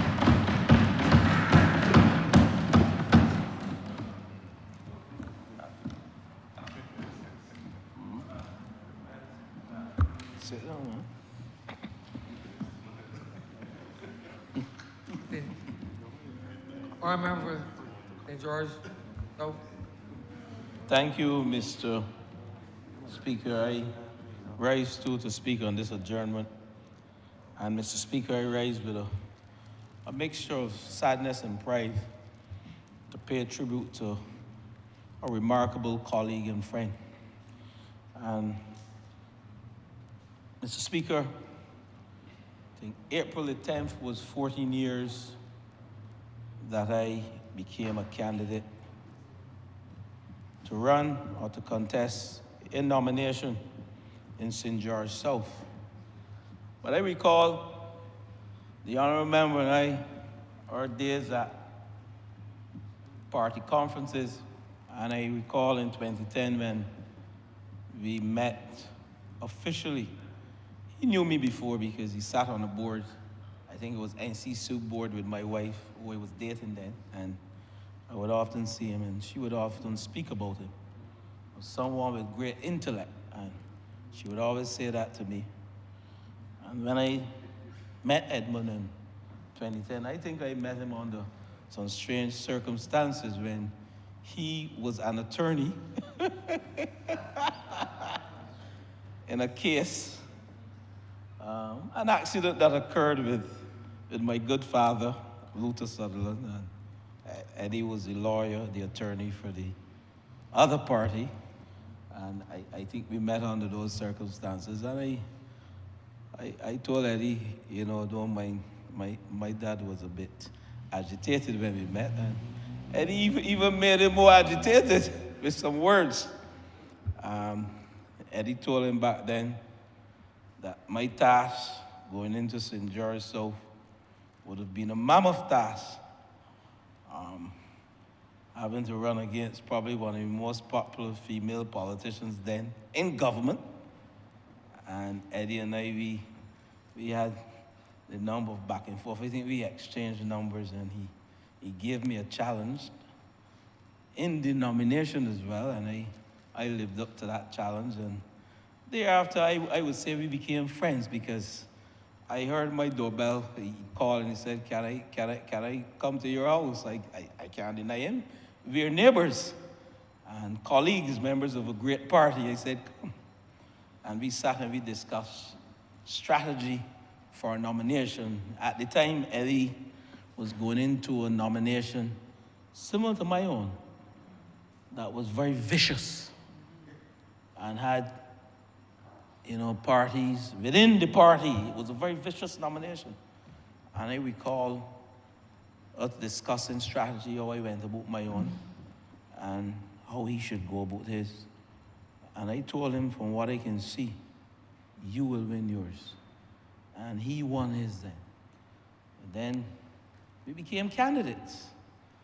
And I recall we would talk on our phones daily, how when we having rubbing shoulders, how we intend to win our election back in whenever it was called. And I recall the former Prime Minister dragging out the election. But one thing Eddie often said to me, and he said to me, he said, Dwight, excuse me for calling her Eddie, the Honourable Member for St. James North. He said to me, the only way we can win this is if we stay on the ground. And if there's one thing I can say when I look around, and I hope people don't feel offended with my comment, I think Eddie is probably, I would call him a ground game man. Someone would say a groundhog. In addition to his intellect Eddie mastered the art of canvassing and staying in contact with his people. And that is very versatile, because you don't often find politicians having such a broad scope, being able to command policy, because Eddie, in opposition and under the Oinata administration, Eddie had the opportunity to be board chairman. Eddie had the opportunity to sit on boards, to lead various councils. So Eddie had the experience that myself never had. So I can say Eddie was always my senior coming to public life. I learned a lot from Edmund Hinkson, the member for St. James North. And if you want someone with a vast library of the Labour Party, I heard someone mention it today, a vast library, a wealth of knowledge about the history of the Labour Party. I think my first document on the history of the Labour Party I received from you, the member from St. James North. And as neighbors, I heard the calls, but Eddie, member for St. James North, I believe you talked to me more than you spoke with all them between 2011 and 2018, because we were the young crop on that side. And I sat next to Eddie, member for St. James North, and indeed we had fierce battles with the government of the day. And I can say Eddie was witty and sharp like a razor with his rebuttals. And I heard the honourable member for St. Michael East and the honourable members for St. Michael Northeast mention Eddie's debating skills. In addition to his intellect, Eddie was very thorough, methodical. So when Eddie begins to debate, Eddie had his book. I heard the honourable member for St. Michael Northeast mention his book. And Eddie had notes on healthcare, education, I can tell you labor, public works, energy. Edmund was well researched. And I credit him and our success back then in championing the cause. The five of us as the five young Turks, the member for St. Michael Southeast as well, who was vicious as well. I was the least among the vicious ones. The member for St. Michael Southeast, the member for the city, the former member for the city, the member for St. James North, and myself. We were the four who took on the government of the day between 2013 and 2018. Because some days when we look around, we can't find my friend for St. Michael East.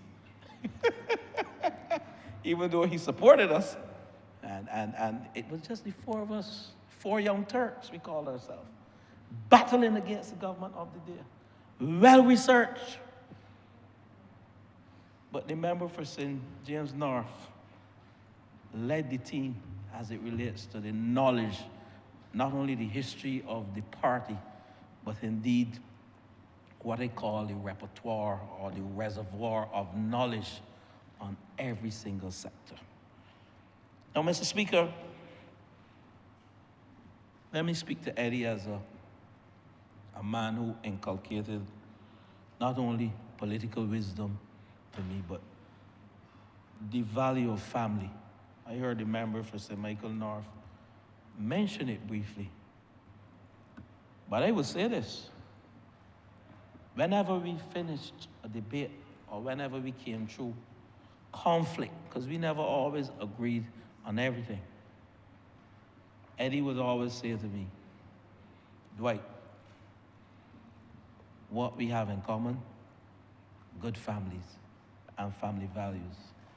And he would always say that after we leave these hallowed chambers and we go to our fixed places of a board or we go to our second sojourn, like he will go on it, and the challenges, and we are faced with the challenges and the turmoils and all of the criticism, all we have to turn to is our families. And I want to thank you for the continuous reinforcement of the family values, because it is very challenging as a politician to face what we face and what we do on a daily basis, and still remain in contact with our children, our spouses, our parents. It is a very challenging task that we have, and I don't think that at times the public, or some of us, very own colleagues, understand the challenge that we face to balance public life with family life. And I would say to you, Eddie, you have done that remarkably, and I admire you even more than I admire you as a politician for your family values. And I indeed admire you as an excellent parliamentarian, one with exemplary standards and one who have gone beyond the call of duty to ensure that this Barbados Labour Party's flag continues to fly high. But I also told Eddie, the member for St. James North, you know, it is so challenging to keep calling him the member for St. James North. We have become so close with each other that Eddie can literally tell me anything, and I tell him anything. And at the end of the day, you know, we would disagree to agree and say, man, Dwight, and he would always laugh that laugh.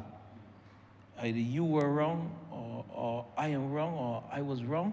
But at the end of the day, we would shake hands, and we would remain friends. We never always agreed. I heard the member for St. Michael's spoke about some internal battles that we had. And I indeed was on the opposite side of my good friend Eddie. But you know what? At the end of the day, the member for St. James North and I can press his doorbell, he'll open for me. He can ring my doorbell, I will open for him.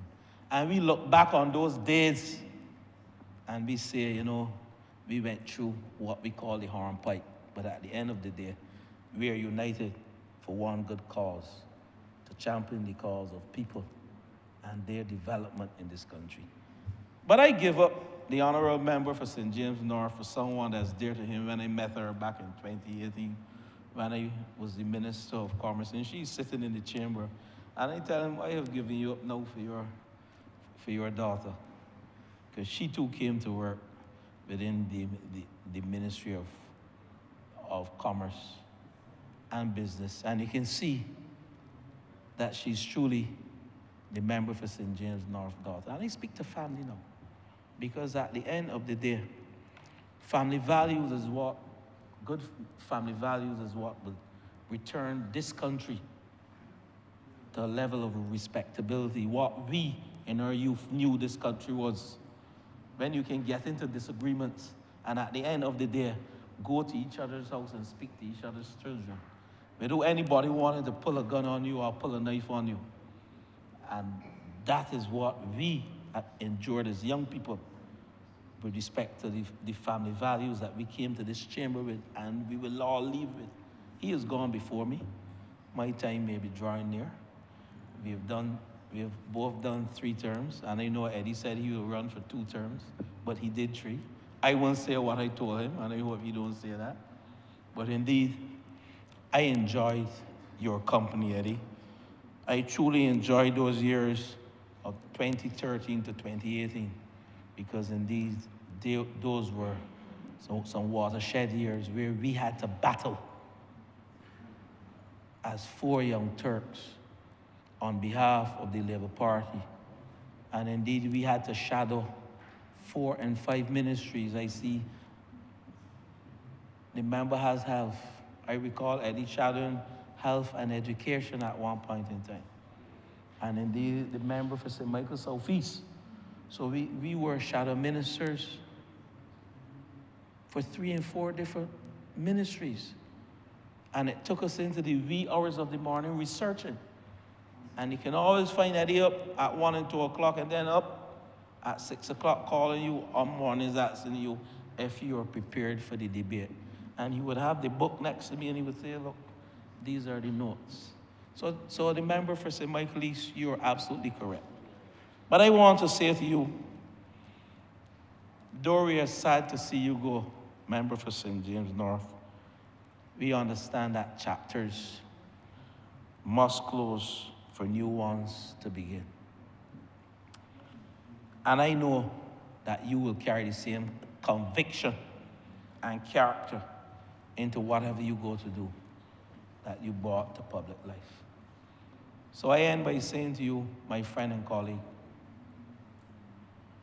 while I would want to say go in peace, I will want you to carry the conviction and the character and the principle and the passion and the profound dedication that you brought to public life to your next life.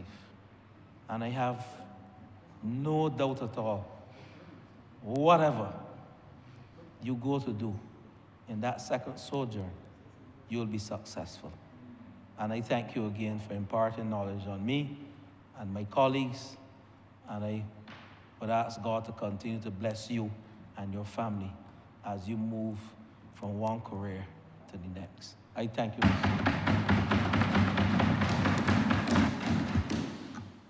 Honourable Member, Microsoft Central. Thank you, Mr. Speaker. You know, speaking on this adjournment in honor and acknowledgement of our colleague and friend, it strikes me, sir, that all of our accounts of the man are similar, in fact, almost identical. It is heartening, it is instructive, it is important that that is the case. The measure of a man or a woman really comes down to the consistency of their character. And I feel that so strongly, sir, and there are those with whom I've interacted that know I feel that strongly. I once, sir, had the occasion to date a young man who, and a member for St. Michael South, who often asked me whatever became of him. Will know who I am talking of, or may know. But why am I starting to tell this short story, sir? Because, you know, we went out perhaps once or twice. It didn't get past 2 times. And he treated me very well. But he treated the person who was serving us, who was waiting on us in the restaurant, terribly. And I sat there thinking, how could I distance myself in character and behavior and in this moment from this person and their behavior with someone he thought was not as important to impress as I was. And if that gentleman is listening, he may now know why I never answered his call ever again. The consistency of a person's character matters.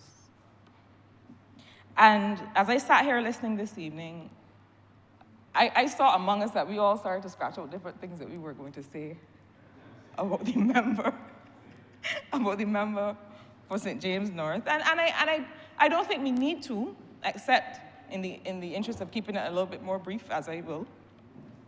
But I think that it goes to the heart of who this man is and who he has been to each of us. And we all have the same stories. I too have a story of meeting the honourable member in Golden Square for the first time when it was rumored, as it sometimes can be, that I might enter public service.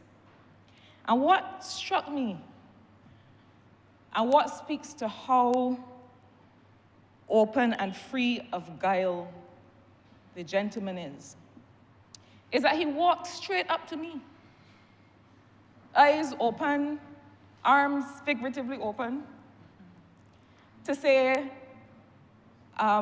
it's wonderful to meet you. I am, and I know that you are, and to begin a conversation. So there are those of us who think, who believe that because of our experience in a place, because we have been there before, because we are senior, because we are elder, that it means that we sit and wait for people to step forward and kiss the ring. It said so much to me, and to the credit of the Labour Party, if ever they needed an ambassador to encourage young people to get into political service, the member for St. James North should be that ambassador. Because it said to me, well, this is a Labour Party that does not stand on ceremony. This is a person who is interested to know who I am as an individual, to get a sense of what I might be able to offer, what might be my strengths, where I might need support, and to get to understand and to show me the family into which I was coming. And so if there's one thing I would say to us as an executive of the party and to the political leader, is to keep the member for St. James North in the role of ambassador for the Labour Party. But not only that, to keep that spirit, or to have that spirit emulated across other members as we welcome people into the party, because that is what people need. You know, to come to do this work, a friend of mine once told me that it must be a form of madness. To agree to serve as we serve. The public will not agree because they often don't see the depth of sacrifice. But we sometimes think, you know, I often tell young people with whom I'm working that when you go to interview for a job, you are interviewing the company as much as the company is interviewing you, right? We sometimes think, oh, well, we are here, and if you want to come to us, then you must satisfy us that you are all these things. But we really need to encourage people to get into political service, because it is exactly that, it is service.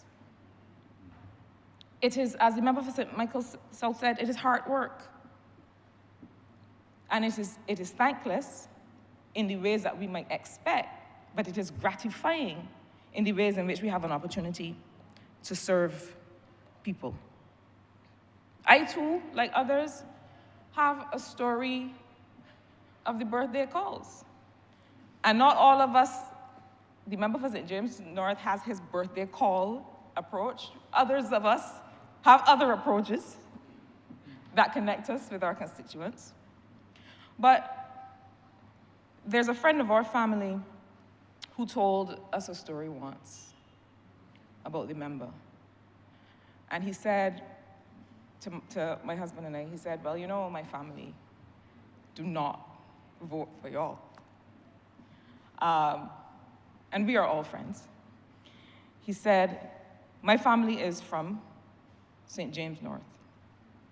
And when the member first started coming around, we made it clear, you don't have to come here because we are not voting for you. And he gave a wonderful impression of the member for St. James North. I won't try to do it, even though I do try from time to time. And I don't think mine is bad either. But he said, the member said, all right, that is okay. And he left. And for each member of the household, he continued with the birthday calls. But further to that, he kept going by the house and calling every person's name and asking how they are. And then when they repeated, my man, why are you coming here? He would smile and say, all right. We know that the member has a habit of saying true, even though he's not agreeing with you necessarily. It is a word that he says. And he kept saying that. And he said one day, a family member said they were doing some chores around the house. And I'm going to ask for the privilege to say the name only once, just to tell the story, sir. And he said, somebody said, well, I ain't see Hinkson for long. Y'all see him lately? And as they were saying that, up walks the member to say, hello, how you doing, once again. And he said, you know, I don't know how anybody else in the house voted after that, but I do feel that this man is somebody who cared about our well-being. And the point here really is not about birthday calls or whether we call on birthdays or not, or what is the method, each person's method of engagement that they choose. But the example here is really about service and inclusion and inclusiveness. And the fact that, listen, many of us who came to service in 2018, many of us younger members, came to this work with an orientation of inclusion. Came to this work having to tell people who canvassed with us and who walked with us, look, I am here to represent every person. That was our natural and remains our natural disposition and our natural inclination. Because that once you are elected, once you are the duly elected member of a constituency, you represent every single person. And not just voters, not just people who are 18 and above. Every single person. And that story for me embodies that example. But you know, sir, as I wrap up, before I get to the substantive work quickly that the members supported us with, I tend not to believe in mentorship as a thing, as an activity, because sometimes I feel it is not organic. And it's rare that every part of who somebody is, you want to emulate. What I have found has worked in my life and in my work is paying attention to the attributes in others that you have seen serve them. To pay attention to those things. Why does this person seem so peaceful? Why is this person so effective in this particular group? What is it that they're doing that I can start to model? And if ever there were to be a picture in the dictionary next to the word unflappable, it would be the photo of the member for St. James North. Because I do not even think a harsh word, well, some of the others may have been there for harsh words that got a certain response. I have not. But I certainly can tell that he has steeled himself for this work. Because we don't always get the kindest of words, even and especially sometimes from those right next to us. And in every moment, in every conversation, there is always a smile, there is always a gentleness of tone and of language that tells you whatever you are about to say is all right with me. You can go ahead and say it. Leadership is not always about being at the top. We lead from wherever we are. And the leadership that the honorable member has shown to each of us, the fact that we have the same story to tell, is what distinguishes him in service. Sir, the honorable member worked with me very closely as a new Minister of Technology, reasonably new, although it never feels like as if you're new, because from day one, you have to be quite old. You have to get on with it. And we worked together, and I say we worked together, in his capacity as chairperson of the Joint Select Committee on Governance, and taking evidence and being able to shepherd through the cyber crime legislation. It came before the committee in an unusual way, being referred as it was from the Senate, from the upper chamber. And it came in that way because it was a true pause to be able to listen to people and to say, we hear your concerns. We believe we have some answers to those concerns, and we want to hear whether there are others. Now, that work that the member led also led to other work, because as we heard in the chamber this evening, we were also called to defend the work before the Inter-American Commission on Human Rights. And there again, the honorable member took up the mantle and put on the requisite armor, because he in fact never shrinks from a fight, from a worthy fight. And he carries the same temperament to the fight as long and as far as it is indicated, until such time as a different temperament becomes necessary. But in pulling that work together, the honorable member and I would have conversations about the substance, the ideology, the merit, on the left, on the right, up or down, good or bad, about what we were putting forward. It was an honest consideration, sir, of the legislation. And there were moments where he would say to me, well, why y'all put that in there if you know that, so and so? And we would talk it through until we came to an honest conclusion. Sir, the work was never about ticking a box and just getting to the end because they told us that's what we had to do. The work was always about putting before the consideration of the people of Barbados the best effort of the government. A piece of legislation that we considered critical to protecting people's well-being, people's reputation, protecting the investments that taxpayers made in the digital infrastructure of this country. It was always about an honest presentation of the legislation in order to protect people, to make sure people felt heard and were heard. In truth, at one point I felt like I had to say to the honourable member, we cannot hear from everyone every day, all the time, in perpetuity, because left to him, he would want to. He would want to make sure that there was no stone unturned in making sure that every Barbadian felt included in this work. It was not simply to be able to say we wrote a report, but it was about making sure that we did good work in the name of and on behalf of the people of Barbados. And so, sir,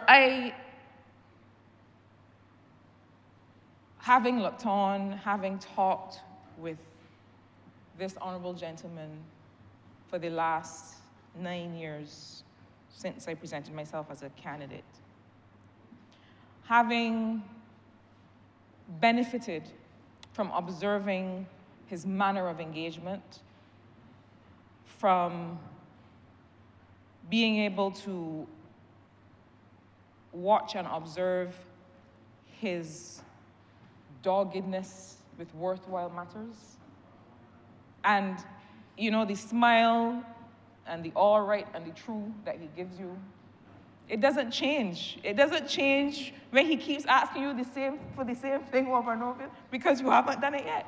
The smile remains, as if to say, I can smile forevermore. You will never be able to shake my resolve on this matter, so get used to my face. I've learned from that. I've learned that not everything requires a stern voice, even in the midst of frustration. I am grateful to the Honourable Member for St. James North for those lessons, for his friendship, for the peace that he brought to this parliamentary party, even when he said nothing. And it is an example that I will carry in my pocket, that I will keep on my shoulder, that even when he is not in our sight, or may not be in our immediate hearing, even though he will continue to be a friend and a member and someone who contributes to the well-being of this country, that I will keep those lessons, and I hope that I continue to learn and grow from them as he continues to learn and grow in his next endeavors. Mr. Speaker, I'm obliged to you. Honourable Member for Christchurch West Central. Mr. Speaker, if I was to attract a word from the Lexian sphere to describe my good colleague and friend, the Member of Parliament for St. James North, I would have to confess to myself that that word would be selfless. And just by brief definition, the word selfless, I chose that word because that, by definition, is having little or no concern for oneself, especially with regard to fame, to position, or to money. It's the opposite of selfish, a selfless person, cares more about the well-being of others than their own. That is my definition of the Member of Parliament for St. James North. And I say that with unshackled freedom. I am happy to be able to associate myself with the Member of Parliament for St. James North. And when I use the word selfless, I date myself back to my entrance and my nascency in politics. And that was after my nomination in 2015. When I got a call in the next hours of the morning, around 4:35, from the Member of Parliament of St. James North. And I must admit, there's only one word the Member of Parliament used to call and describe me. He says, "Medic, you got a John Brown in your constituency living now, who is registered in St. James North. Medic, I don't need the votes. I can win St. James North for the 2018 election. I can win St. James North handsomely. But I need not to win by 1,000 votes. I don't need to win by 2,000 votes. But because of the demagogic behavior which this country was exposed to, I need this government to win seats. So I want you to go and visit this list that I'm giving you now. And he called out all the names. And I want you to visit these people, go and canvass them, because they're registered in my constituency, but they're living in yours. And I want you to be able to get those votes, because we need you to get over the line. The word selfless. The word selfless. And I am sure when he says so, I say, oh, you giving away votes? Well, I never heard that yet in my life. I've never heard, and I have never experienced. We have another member calling, saying to their colleagues, and I don't think I'm the only person who sits in that sphere. Here is, I have a lot of votes. My polls tell me, because I do my own polling too, I tell you, this man, before I heard colleagues talk about his cerebral capacity, but this gentleman who is the proud representative of St. James North, I must admit, has a canvas that is beyond comparison in terms of the information that he has. He knows every person. He knows every street. He knows every street. Like, he knows where every garbage is deposited in his constituency, because you get the calls 4 o'clock in the morning to tell me, medic, somebody just throw garbage in such and such place. I want you to call the SSA and get somebody to remove it. If a fisherman got a problem in the boat, the Member of Parliament for St. James North knows. And he has the information on a Saturday night at 1 o'clock in the morning. And he will share it with you on Sunday when you're enjoying lunch with your family. I remember one time he said, Eddie, you don't know this church time? He said, medic, every time it's Parliament time. It's politics time. And all politics local. And you have it on the ground. And you have to know what's going on. And those are conversations that took place on the phone between me and the Member of Parliament for St. James North. And I see persons shaking their head, because we have heard over the last 2 hours the same conversation from almost every single member that spoke before me. And you know the thing about it? We are speaking truth to power. We are speaking truth to power about the gentleman who represented St. James North with absolute distinction. Absolute. And I know that he continue the legacy set by this great party, the Barbados Labour Party. And I know that his successor will do justice when he takes the baton, because the good people of St. James North are accustomed to a standard of representation, which I know that it will be a hard ask, but I am sure that the fortitude of the Barbados Labour Party will come within the being of the next person. I am saying that I am happy to associate myself with the Member of Parliament for St. James North.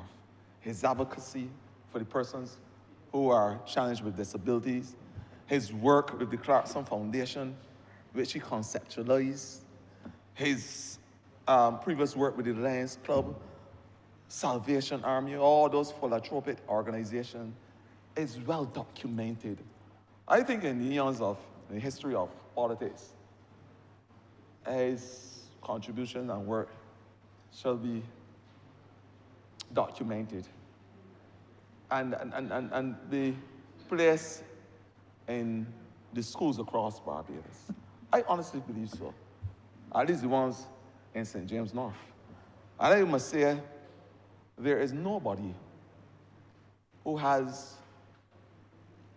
a historical memory like the Member of Parliament of St. James North.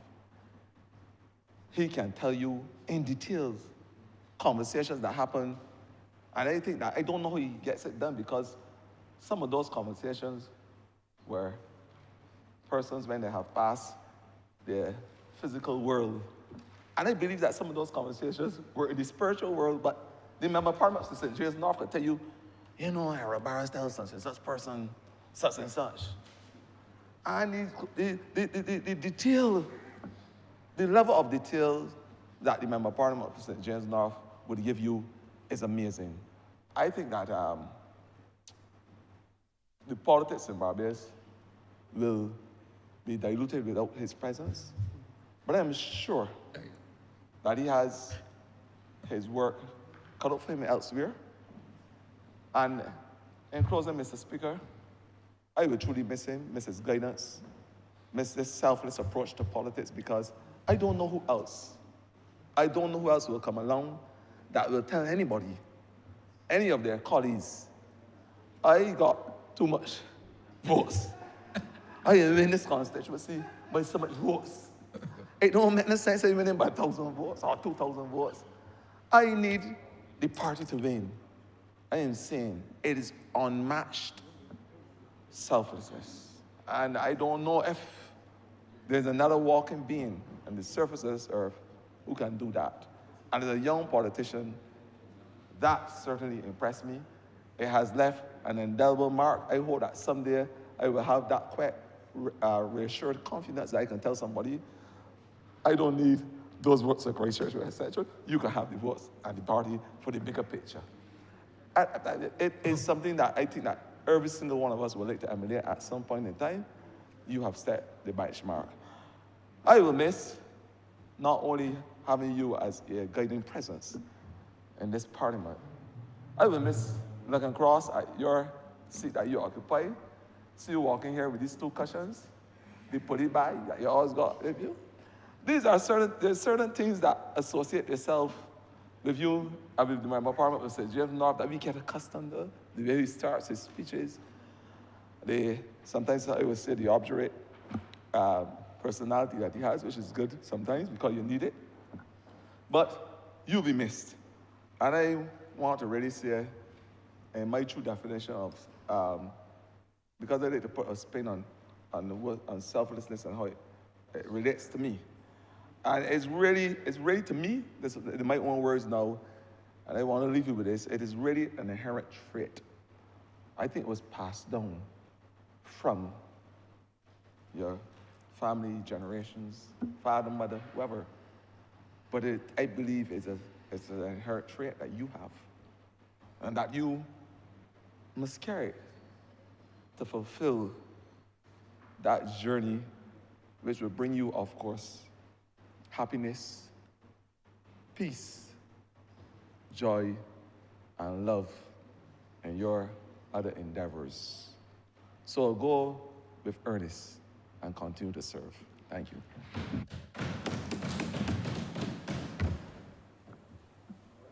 Honourable Member for St. Lucie.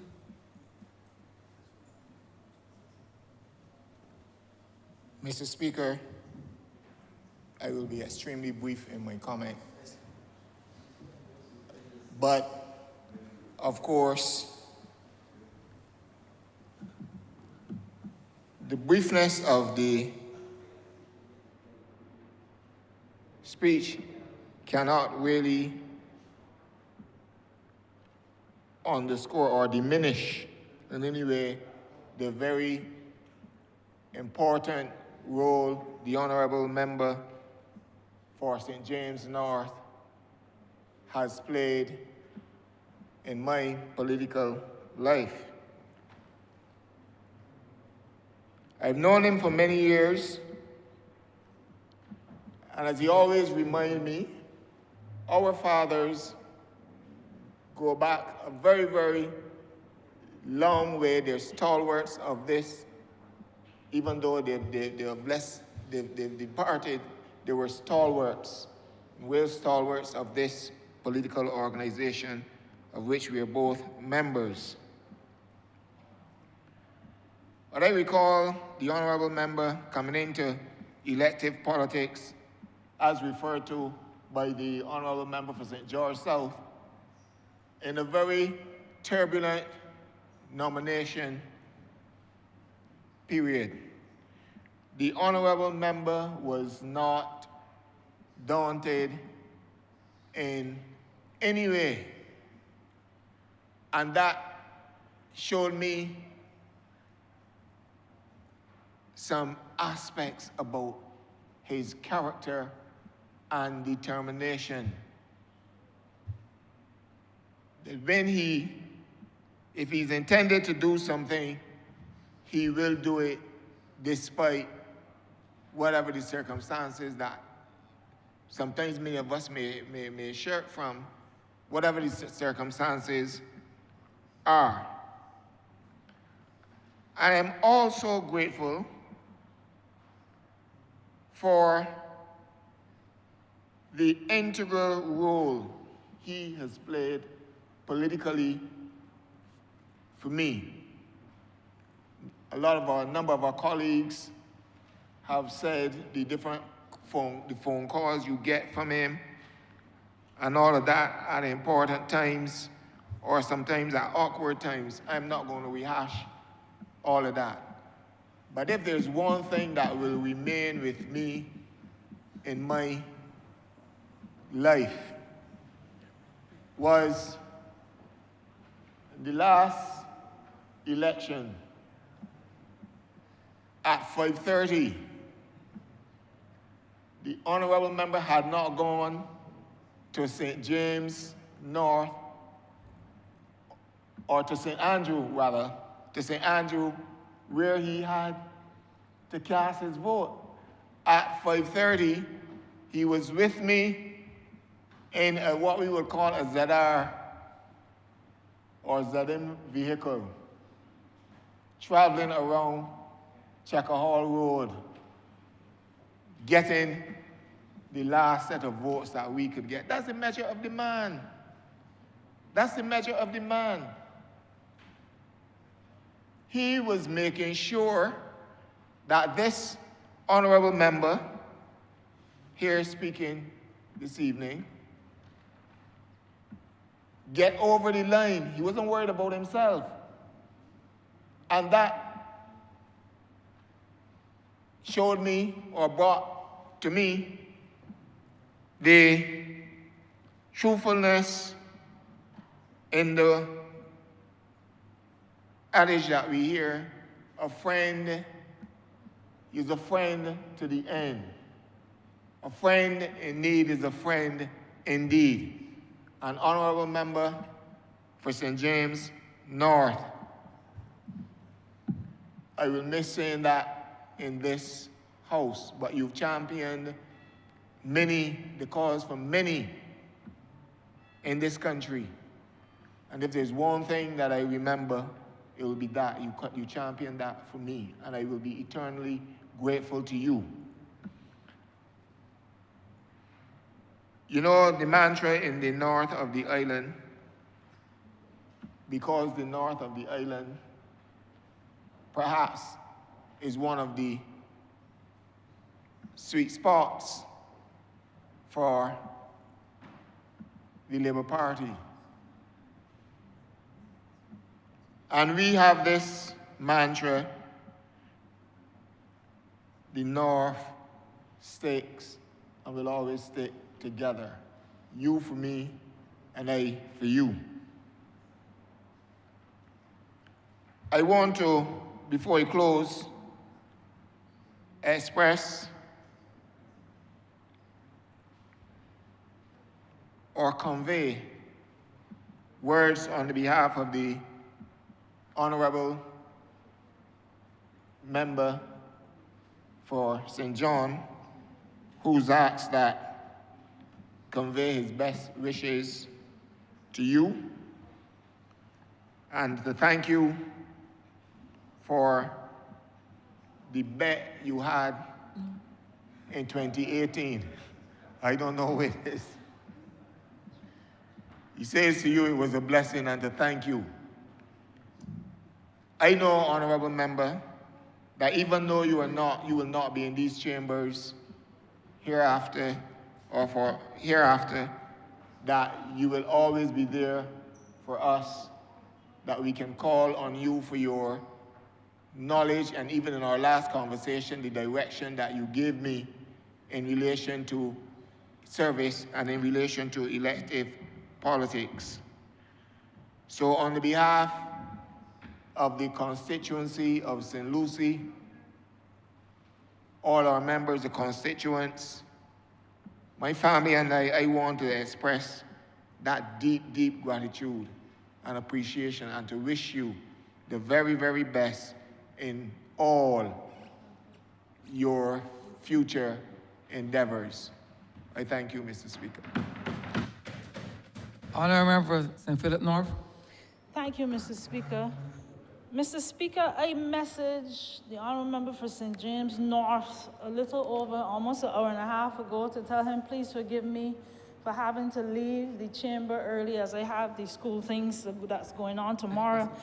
But in all good conscience, I found myself pinned to my seat listening to my colleagues, giving him the accolades which he so richly deserves, and I really could not go. My first thought on hearing about the conversation that we're having now today was, what do I know about the Honourable Member for St. James North that I can make into a speech, and my speeches are always short, for more than 2 minutes. And it occurred to me, I don't know this man well. I might know his wife a little better. But in sitting here, memories came back to me that I thought I had lost on what you have meant to me. This is not necessarily political, more on a personal note with political undertones. I remember, and this was out of my head, that you reached out to me, apart from the Prime Minister and the Honourable Member that's in the other place, you were the first or the only one of the so-called old guard that reached out to me when I had the daunting task of deciding to enter politics. Soon after, we had lunch at one of the restaurants. And I remember thinking, who is this gentleman that feels it right to tell me what he has accomplished in life? I think I am naturally suspicious.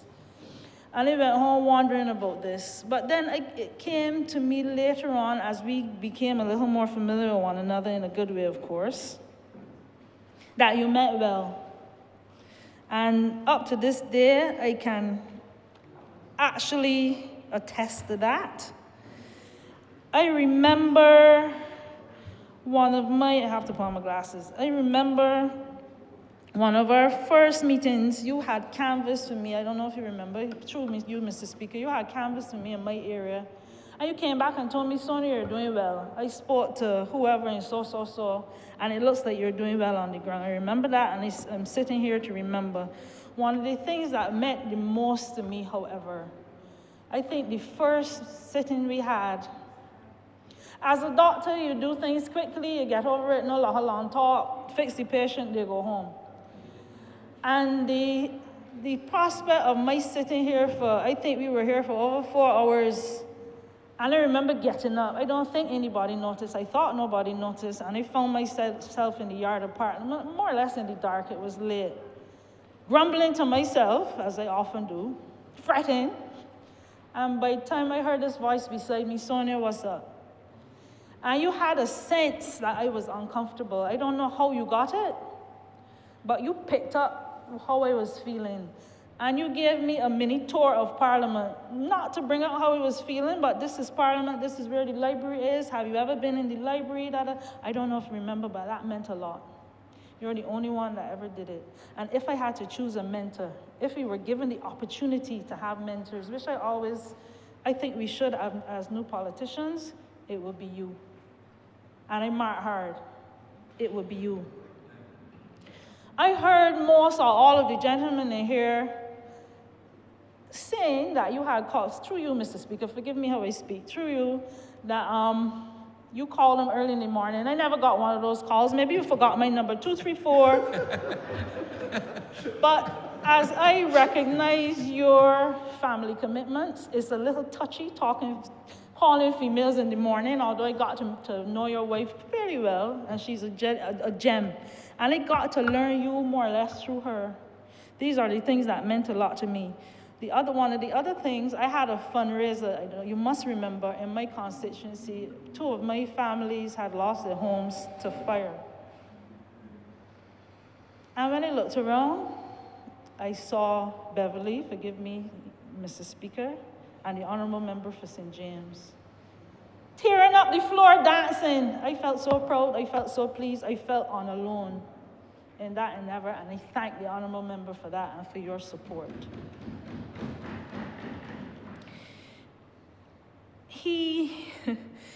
And it's not only recognition of us in here, and you may think it's only St. James North, but it isn't. More than once, more than twice, you have messaged me from a message from my constituents, all the way, as they said, in St. Farlip, to all the way to the other end, telling me that somebody needs something and to reach out to them, and I appreciate that with all my heart. It can change a lot with a family. I recognize your love of family. I think I met your mom. I recognize his love of family, his mother, his daughter, wife, and I respected it, and I hold it dear, and I still think you're a shining example for the other gentlemen in the room, not to say they're any worse, but you're a shining example in terms of what family means, and family must come first before all else be after God, and I greatly respected that.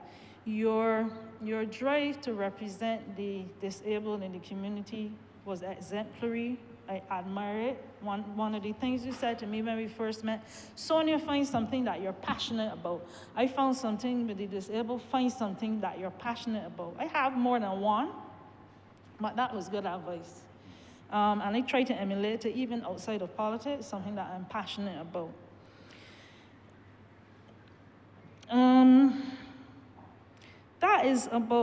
Those are my fond memories, personal memories that will never leave me. I appreciate it. I will definitely miss you and the speeches that sometimes are 20 minutes and turn into a lot more. But I appreciated them. I love you, and we will continue to always remember. If I had a wine glass in my hand, my toast would be to you. May the best of your yesterdays be the worst of your tomorrows. Thank you, Mr. Speaker. Honourable Member for St. Michael, West Central. Thank you, Mr. Speaker. I will be very brief as well. Let me also take this opportunity to say to the Honourable Member for St. James North that he too has been a source of inspiration. And I speak not only in this August chamber, but a source of inspiration as a member of the Barbados Labour Party. He has always maintained and he's always put the Barbados Labour Party first in all of his political endeavors, and he's always found a way to help persons along the way. I stand here representing in this chamber St. Michael West Central. But I must also tell you, if the Honourable Member for St. James North has not done so already, that he too is like an adopted family member in St. Michael West Central. You may or may not, members may or may not know that his mother, and that's where his mother and dad and sister, where they live, right there in Cadogan Road. And he's always been very interested in my political development. I remember in 2013 when I was unsuccessful in my run in that particular general election, that Edmund came over to me and he gave me wise counsel, and that he also encouraged me to continue. And I know that as soon as that election was over, I was in the constituency following that election and doing what I'm known for, my house-to-house canvassing. I want to, in particular, salute the Honourable Member for his service to Barbados, particularly during the 2013-18 period. I believe other members would have spoken to that period, and the fact that he was quite incisive. He dealt particularly to the government of the day some serious blows, political blows, and he was always able to highlight in his arguments why they were going in the wrong direction. And I must tell him that I used to, whether I was at home or I was at the office, I would listen to his speeches on the floor of Parliament. And I must tell you, they were very cutting in terms of what he had to offer to Barbadians.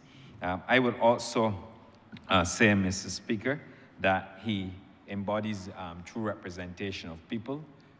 He is given of immense service and contribution to his constituents. A lot of us perhaps don't know that the Honourable Member for St. James North is known for calling his constituents on their birthdays. Of course, that's a trademark. He has a particular system that allows him to maintain contact, also to follow up on key anniversaries, and certainly, as we all do as members of Parliament, when we have constituents who pass, we find our way to their funerals. Mr. Speaker, he was and continues to be an advocate for infrastructure development within his constituency. I recall when he was minister responsible for transport works and water resources, he would always, very stubborn in his approach me and maintain, look, I need to have some roads in this community. In fact, when we did one in that area, I can't remember the location, we went there. He also took us on a tour of the area. I can't remember the name of the area, Rock Dundor, or other areas in that. I can't remember, it will come back to me. And he took us through the constituency. Of course, he's known for his not only community involvement, his work with the outstanding works, I must add, with the Clarkson Foundation, but also in particular for serving his constituents and walking the constituency.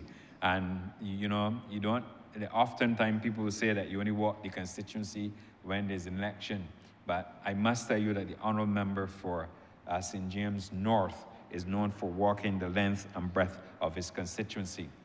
I must tell you that only recently, when the Millie Eiffel Fish Market was open, that would have brought significant satisfaction to the Honourable Member of Parliament. In fact, he was in his moment. But what I remembered most is not about the complex. It was about what he said on that occasion in defense of his constituents and in promotion of the infrastructural works required for the St. James North constituency. And for that, I will always remember the fact, and I saw how he interacted with his constituents, those who were invited to the function, and that meant a lot to me personally as a younger MP, and also for me personally to see that a person who would have gone out of the way to represent people all the way, giving back to the communities. His work and his outstanding contribution in respect of the disabled community must be credited. Of course, I hope that in the future he will be rewarded for his outstanding contribution in that area. And I must tell you that he has brought the plight of the disabled community to a significant prominence in this country by his very courageous acts in respect of promoting and advocating on their behalf. I indicated, Mr. Speaker, that I won't be long because I know the hour is at hand, but I really want to say that in everything else, when you serve as a member of parliament, when you make significant sacrifice as a minister in the government, you must always have your family. And therefore, the fact that as we, members of his family here, as well as constituents here in the gallery with us, we must say to him that I know that he had the love and the support of his entire family, and of course those of his constituents that he maintained and that he continued to cherish. And therefore, I want to wish the honourable member for St. James North a wonderful retirement from politics. Of course, he will continue to give good advice to those who have not been in this chamber as long as he has been, and obviously learning from his wisdom, and obviously continue to cherish his acts, not only of courage, but obviously his acts of humanitarian efforts in respect to what he has done and continues to do for the community. And therefore, I wish you, honourable member, the best wishes. Thank you for your advocacy, not only respect of your constituents, but the wider disabled community. And I want to say to your family, thanks for allowing the honourable member to be here with us, as he would have been here with us before, but also to say thank you especially for allowing the honourable member to share his time with us when he could have been elsewhere, sharing his time, obviously, with his family. And I know that I speak on behalf of the constituents of, and certainly my branch, and they asked me to express thanks to you. Like I said, he was a very active, the honourable member was a very active supporter of the St. Michael West Central branch, always inquiring of our progress. And whenever we have party events, he would come around and say hello. So I wish you well, sir. And I am very fortunate that you became an adopted member of the St. Michael West Central community. And I want to say for the record, thank you for outstanding service, not only to your constituents, but to Barbados at large. I'm much obliged. Honourable member for St. James. South. Honourable member for St. James South. Thank you very much, Mr. Speaker. I will be very brief because our time has gone, and the honourable member for St. James North needs to speak. But as one of his neighbouring constituency representatives, both the honourable member for St. James Central and myself from St. James South, we see him as a brother to us in St. James, and we've always worked in a very collegial fashion. I want to personally thank him for his cooperative spirit and also for his reaching out. He is so committed. He calls you if there's anything he knows about your constituency or constituents that you need to know. He takes the time to make sure that you know and that you have responded. And so I've always found him to be affable, a man of integrity, a man of honesty. And he has been blessed with tremendous support, not only from his wife and his children and his mother, but also from his constituents. So I want to congratulate you on having built such a wide network of loyalty and support. And I want to wish you, on behalf of the honourable member for St. James Central and myself, all the very best in the future. And we know that you will be near us and working alongside of us regardless of where you go. So God bless. Thank you, Mr. Speaker. Honourable member for the Philip West. Thank you, Mr. Speaker. Mr. Speaker, you know, they say that in the end, we only regret the chances that we didn't take. And I have to say that as it comes to the member for St. James North, he certainly took every chance that there was to do service. Whether he took that chance to serve through the nonprofits into being a private citizen, whether he chose to do it at the community level or at the government level, or whether he chose to do it through his private profession as a lawyer or through his public advocacy for people with disabilities. He is one of the politicians and parliamentarians to whom I look up. He has taught me, certainly in his own way, that, you know, as a politician, it is how you relate to people and treat to their interests. And as a parliamentarian, it is how you relate to government to treat to people's interests.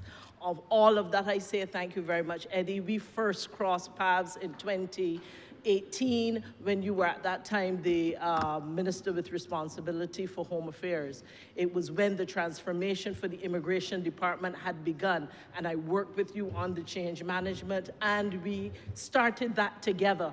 And I am glad to see where that effort has gone. You have always been a committed person encouraging me. I look through every single one of my WhatsApps from you over the last several years, and I will tell you that they have been consistent. I wrote down the themes. It was always about constituents, schools, particularly St. Albans, and persons with disabilities, as well as change management. For all that you have been, all that you have done, all the support you've given, I want to say thank you and wish you all the best as you move forward. Thank you. Honourable Member for St. Andrew. Thank you, Mr. Speaker, sir. I think it would be remiss of me not to add my voice to this adjournment to speak to a man who, even as he closed his political innings, can still look back at a life in politics that can be defined as one of integrity, commitment, and service to the good people of St. James North. Now, me and the honourable member, we share a border. St. Andrew and St. James North share a very short border. But because of the nature of the communities that live in that part of St. James, we all grew up together. We all grew up in Greenwich Village and Lancaster, Westmoreland, those areas, all went to school in one community in Orange Hill. So we all knew each other. And over the years, the member, because of the closeness, and when you are familiar with border politics, you know that sometimes in sprawling constituencies, you have to depend on your immediate neighbor to assist you when you cannot physically get to a location. And we've had that relationship. I'm sure that relationship existed before I came. And when I came, one of the first things that the honourable member did was come to me and reestablish that relationship. That, you know, I have your back in this part of St. Andrew, and I had his back because some of his people live on my side, and because we're families, you know, they crisscross borders. So we always had that good relationship. And he's my constituent. Just a few weeks ago, we were boasting that the majority of parliamentarians live in St. Andrew. And he being one, I felt it very necessary that I speak on his behalf. I think it was said in here by almost every member who spoke that the member was always one who would share advice. Share advice. I had the benefit of being advised by my predecessor as well as by my immediate neighbor.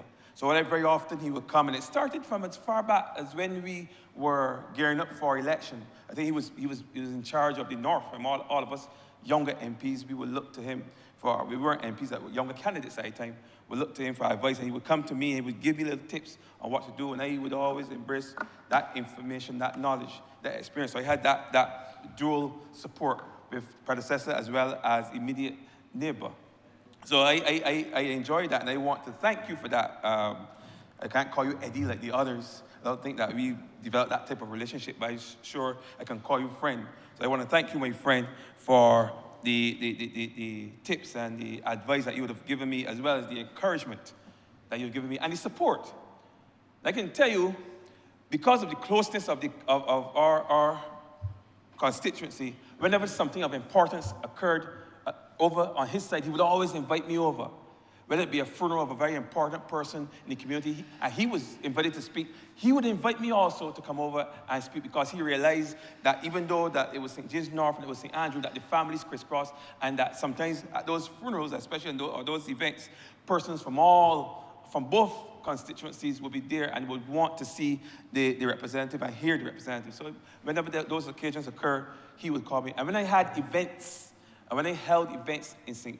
Andrew, I can tell you, if there's one face I can guarantee that I would see, was the member for St. James North. He came to all of the events that we held in St. Andrew. But as long as sometimes I didn't even invite him. But once he knew that they were going on, he would come over. He was that kind of supportive figure. And I want to also thank you for that. Now, I was making a little joke there in the members' room before, a few minutes earlier, and I made the point that those persons who he was seen as a champion for, those persons who were considered to be vulnerable, those persons who were from the disabled community, he was for many years considered a champion for those persons, and those persons stuck with him the same way that he stuck by their side, that he supported them, they supported him. And I was making a little joke with one of the members just now. I was making the point that there was a member from St. James North who resided in St. Andrew for well over 10 years. And for all those 10 years, I would encourage him to come over to St. Andrew. We needed you in St. Andrew. And he would make the point, no. If it was anybody else, maybe. If it was anybody else, you could have gotten me in St. Andrew. But because it was the member, he was sticking with St. James North. So I just wanted to make that point. I know I came in at the very end, but I felt it important to say those few words. So on behalf of certainly myself and this honorable place, I just want to say thank you. I hope that your retirement be one of happiness and peace, and that you have many years of productive and health. I pray this for you. And with that, Mr. Speaker, I'm obliged. Honourable Mr. Sophie. Thank you, Mr. Speaker. I too want to echo the sentiments of my colleagues who have spoken, and I know that even those who have not had the opportunity to speak thus far on the adjournment, I know that sincerely they want to express their gratitude to the Honourable Member for St. James North for his stellar contribution, not only to this place, but certainly to the development and transformation of this country as well. Unlike some of the others, my journey with the Honourable Member for St. James North would have started during my legal career. We were in chambers, what I consider to be one of the most political chambers that has ever existed on this landscape, certainly. Chambers that were at its helm had 2 senior counsels in the name of the Cheltenhams, and has produced, I think, more members of the political class as well as the legal class than any other legal office in certainly any part of this island. The Honourable Member for St. James North shared an office just across from me, and in that capacity we had the opportunity to exchange on not only legal opinions on matters, but also had the opportunity to also speak a little bit about politics quite frequently, because that was the nature of the chambers that we were in. During that time, it was clear that you could always count on the Honourable Member for St. James North. There was never a closed door policy. You could push the Honourable Member's door at any time of the day, any time of the night. He would often work in that chambers very early, but also very late as well. That was certainly one of the work ethics that I believe was developed and certainly honed in that place. But it meant that you could always count on him whenever you ran into difficulty to ask a question about the law based on his experience, and he offered it willingly and readily to not only myself, but I think to all honourable members who had the opportunity certainly to serve within that particular space. It was there as well that we recognized that there were some similarities as well between the 2 families, particularly because my dad and his father, and certainly his mother, had certainly worked together. They were well familiar with each other from several days in the Labour Party.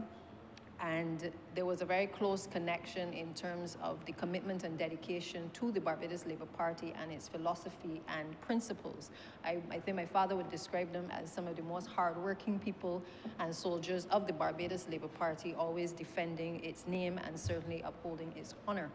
And therefore, the Honourable Member for St. James North was certainly a chip off the old blocks, in that he continued certainly the behavior, the approach to public life, certainly the approach to politics that was ingrained, no doubt, in him from his family, and then later molded, no doubt, in Chambers, Charlton Chambers in White Park Road.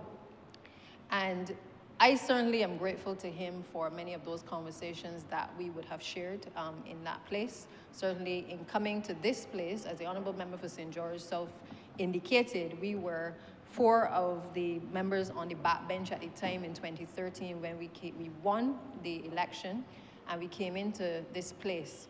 Many of us, I think, had hoped that we would have gone into government right away. I think certainly for me, I had always assumed that once I entered the political arena, that it was almost automatic that you would end up as the government. And so those few years in opposition was really what I considered to be a training ground for us. I had already had the experience in the Senate, but certainly my colleagues, both the member for St. James North, the member for the city, and certainly the member for St. George South, all of us had the opportunity to really hold up each other and certainly defend the policies of the Barbados Labour Party at that time in opposition. We spent many long nights in this place, and as other members have said, I too can recount the times when the Honourable Member defended this party, defended the opposition party at the time, made a number of observations regarding what we must do when we got to government, because of course we were in opposition, but the ideal goal was always to be the government.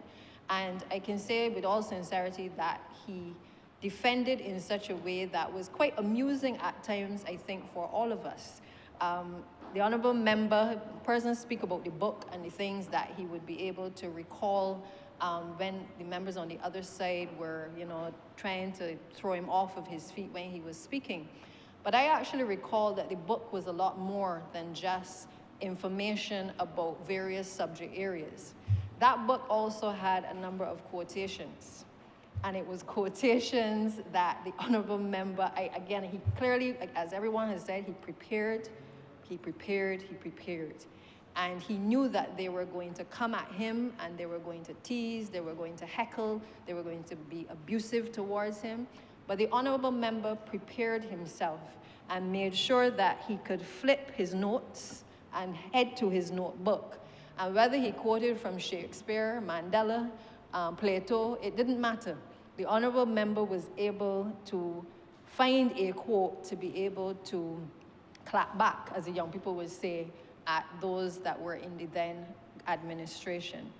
And it was something that, prior to us coming into this place today, Prime Minister and myself, we were speaking before this session, and I remarked to her about that particular book that carried these quotations, because I found it interesting that the Honourable Member for St. James North, would not only rebut a lot of the accusations and stuff that were coming at him, but he paid particular attention, and it seemed as though he had each member who he knew would come at him, he had a different quotation that he would rebut against them.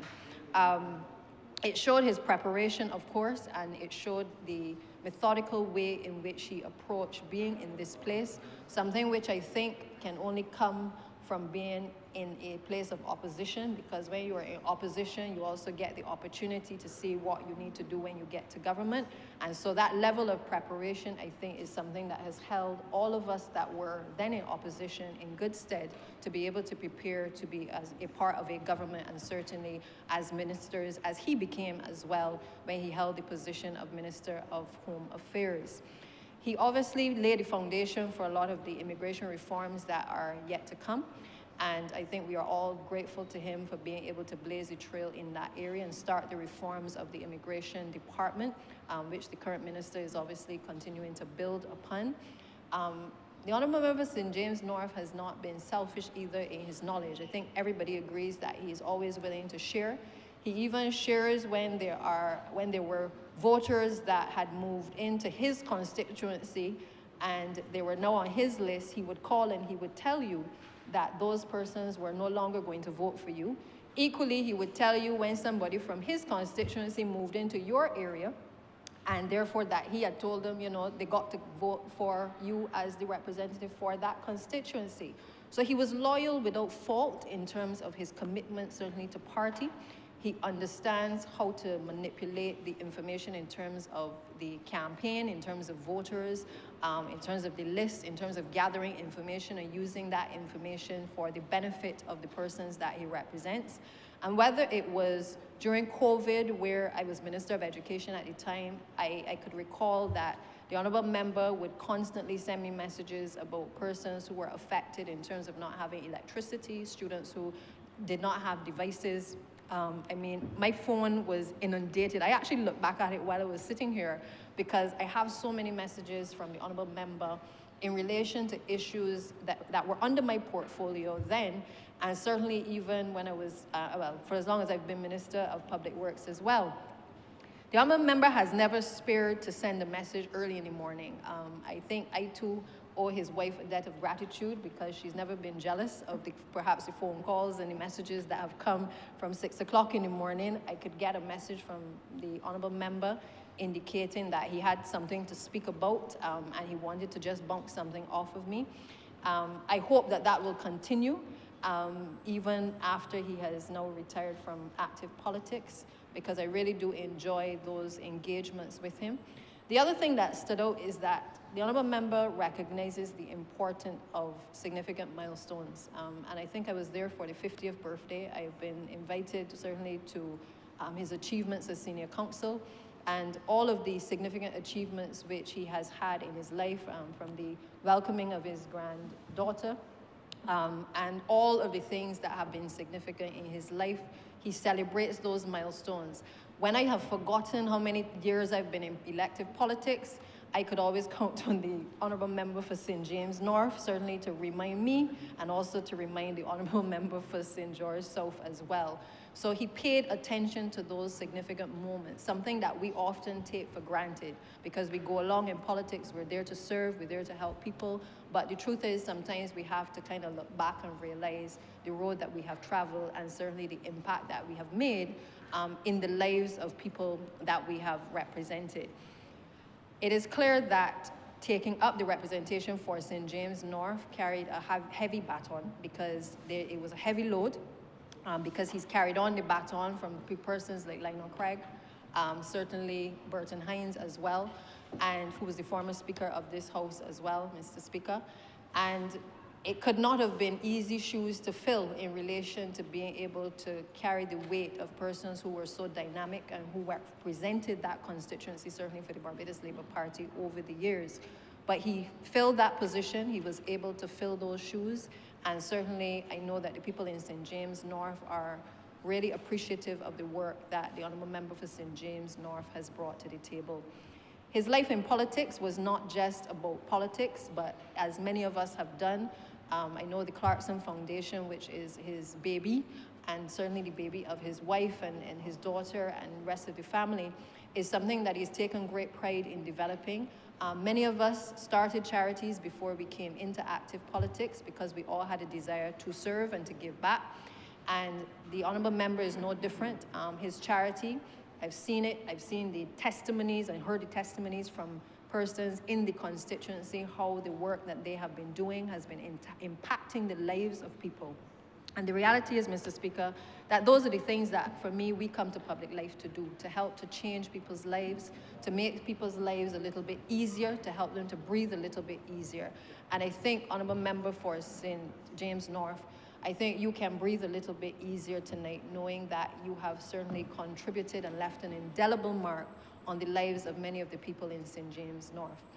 I always say that people leave politics either because they resign or because they lose a seat.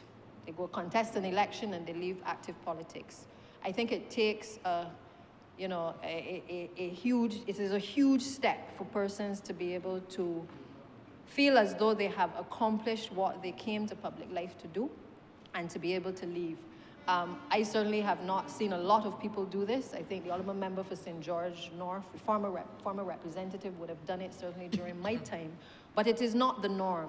And it does take and speak to the character of the individual when they can remove themselves from active politics and go on to something else and still continue to serve in another capacity, but also to give way for others, whether younger or otherwise, to be able to step up to the plate to do that.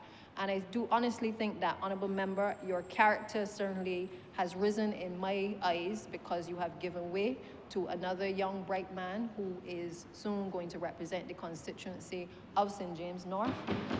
And we look forward certainly to the passing of that baton. You have laid the way for the foundation for him to be able to lift off and to continue to represent proudly the Barbados Labour Party. And we look forward to a lot of the support that certainly persons have given to you being transferred onto the next representative for the area. So to the honourable member, I want to say again, thank you on behalf of all of from my constituency, because you have certainly been shadowing and watching everything that was done. I want to thank you because I believe that when I was going through treatment, you were one of the persons in certainly amongst my colleagues that I could always count on when I woke up in the morning to send me a message, to tell me you had gone to church and you were praying for me, to check in when I came back to Barbados. And that is not to say that others didn't, but there was something very special about the honourable member, in relation to how he did it. It wasn't intrusive, it was with empathy, great empathy, and understanding of what I had been going through. And I think that in everything that he had been through in terms of in this place with the taunting and the asides across the floor, the banter from the other side, that he developed also a bit of empathy too for people with disabilities. They used to taunt him because of the stammer. And I think for all of us who were in this place at the time, it was quite distasteful. And I think that gave the honourable member for St. James North a new energy to be able to represent people who were taunted and people who were criticized. And we saw it in his debates. We've seen it repeatedly in everything that he has done, representing people with disabilities. And we are proud of you, honourable member. We are exceptionally proud of you. And just as we have recognized other members of this Barbados Labour Party, we salute you for the work that you have done for persons with disabilities. And certainly so long as I am a part of this government, certainly so long as I am alive, your memory will continue to live on for the work that you have done across the disabled community and certainly in this constituency of St. James North. So, Mr. Speaker, with those few words, I thank his wife, his children for standing by his side. It is never easy. I'm sure the long hours and the long nights that this politics often takes away from families, but you have stood by his side. And again, we thank you as well for the support that you have given the honourable member for St. James North. So with those few words, Mr. Speaker, congratulations, Eddie, and all the best.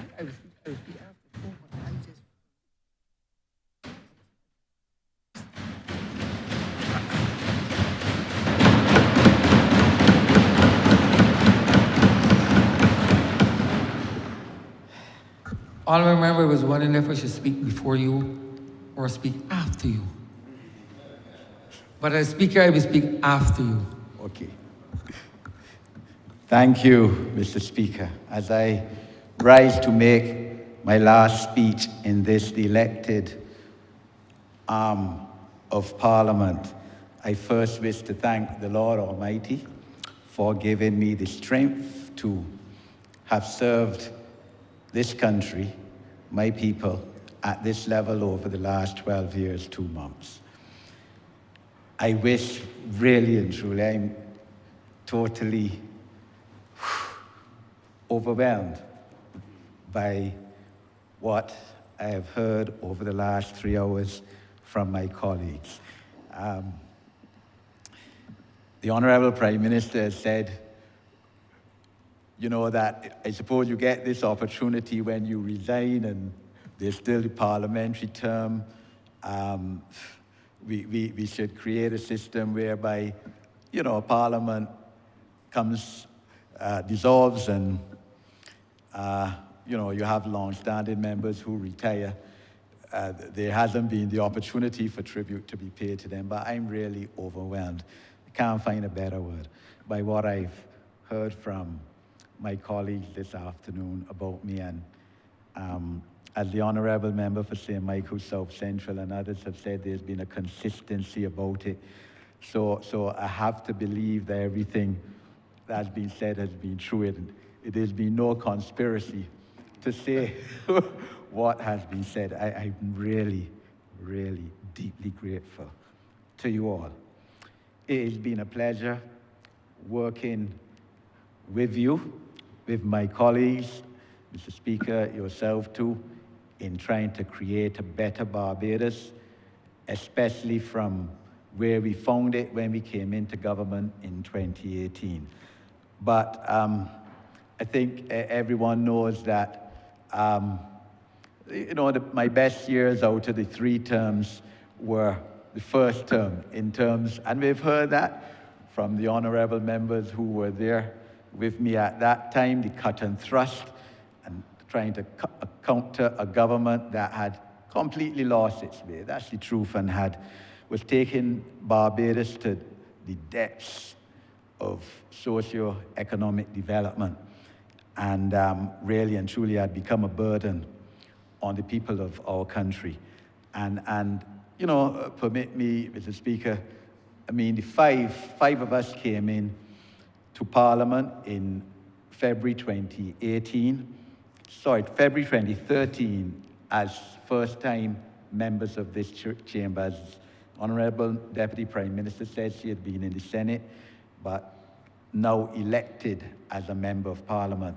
And a lot of people lose sight of the fact that there's been no Parliament of Barbados that had as many as 5 new members of Parliament, but going into opposition. Normally, when you get that amount, you go into government. And we formed a bond. I mean, the Honourable Member for St. Michael South East, the Honourable Member for St. George South will remain here. Before we had the Honourable Member for the City, an individual who I have highest respect for in terms of his commitment and discipline. And initially, of course, we had the then Honourable Member for Christchurch West until she departed from the Barbados Labour Party under certain circumstances. But we formed a bond. It is not known that we used to meet together, just the 5 of us, sometimes with a particular individual, senior in the party, who mentored us and guided us, because, as has been said, we were new in here, and the then government, cabinet ministers pinpointed us. I will never forget, one of them told me, man, but how you talk the first day of Parliament, I had you down to talk about. After 6 weeks, I felt, man, you look so timid, you will not be able to raise your voice in here. And to see then the transformation, the gradual transformation of, yes, respect that I got from those members over the period of time, people who felt that we would come in here and sit down and take their nonsense. So much so that after a while, when I got up to speak, those who were in the members' room would rush back in here, because just in case I said something about them, they're here to try to counteract. That is the truth. It was politics at its best in terms of debate, cut and thrust, and as has been said by the Honourable Member for St. George South and the Honourable Member for St. Michael South East, it cemented our skills and made us harder. And as former Prime Minister, the Right Honourable Owen Arthur said, you don't become the firmest steel until you go through the hottest fire. And my last 2 terms, the people of Barbados wisely gave us 30 love, 30 love. We did well as an opposition in my first term, and obviously the maladministration of the then government, and of course the last term, we also earned that 30 love. So it wasn't any of our fault that we had no opposition to debate. But that is the reality of the situation.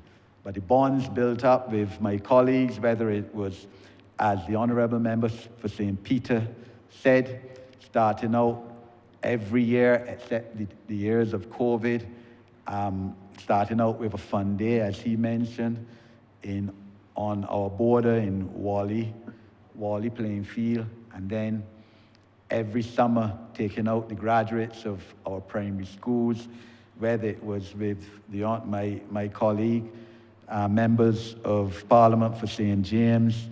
Within the last few years, having a joint presence at our annual general conferences on National Heroes Day with each other, whether it's the Honourable Member for Christchurch West spoke about our contest. I think it was 1999, right after the 99 election for third vice president to the party. And him winning, yeah, well, the only political election I lost. And the margin he won by was the votes that the person who was the third candidate that he mentioned got. That is what separated us. And I learned from that I would never lose another political battle. The next year, the Honourable Member for Christchurch West moved to second vice president. I came in then through an election too as third vice president. And you know, as I said, I'm really overwhelmed. Everyone has spoken about the personal contact I had with them. I felt it was my duty as not only at that time a one-term parliamentarian, but also someone experienced in politics, having been a member of the Barbados Labour Party since 1993, to reach out to the new candidates in 2018 and say, let's talk. And I mean, everyone has said that who ran in that election for the female candidates, had lunch with them, meeting them in the daytime, Mr. Speaker. With the men, I said, let's have some drinks or supper, man, nighttime, as the Honourable Member for Christchurch East Central had, Christchurch East said. He was not a first-time candidate in 2018, but he wasn't successful the first time, and reached out to him, and I remember that night very well. Spent a good few hours with each other. Because, look, as was said by the Honourable Member for Christchurch West Central, it wasn't about me winning by the 3,100 votes, more than that I won that election by. But it was ensuring that we formed the government of the day. And it's partnership. Politics is not about yourself. It's not a race that you win by yourself. It's a relay race, as I said. Time has come in my somber reflection to retire from politics, pass on the baton, give the opportunity for new leadership in St. James North, give the opportunity for the present Honourable Member in the other place, the Minister of Educational Transformation, to serve in this elected Parliament. And I say this, I approached that member in the other place in the election in 2018 and told him, look, some of us in Parliament, elected Parliament, sorry, that was 2022, last election, some of us in elected Parliament have had a conversation and we feel that you should be in Parliament for the next elections. You need to contest the next elections following 2022. I will not be running again. It was always my intention to run 3 times, and that's what I have done. St. James North, therefore, will be available for you. I believe that you will make a good fit in the constituency. You have some connections to it, and consider it. At that time, he was in Geneva, didn't give any response when he came back last year. Of course, January, as a minister, contacted me, and we've been walking the constituency. He's been walking with me rather since March last year. And I know that with my departure, formally tomorrow, that this seat in this Parliament will continue to be held by the Barbados Labour Party. Whenever the Honourable Prime Minister names the date for the by-election. I'm leaving politics, Mr. Speaker, with a sense of pride in what I have achieved within my constituency of St. James North as a Member of Parliament. You will never be able to achieve everything to make your constituency the perfect constituency.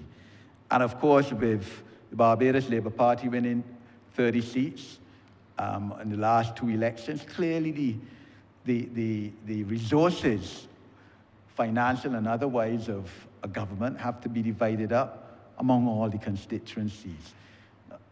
Not every constituent understands that, sir. That's the truth. We all know that. But I believe that I've given my 200% to the constituents of St. James North, as I have given in every endeavor I've made. Anybody who knows me knows of my determination and commitment.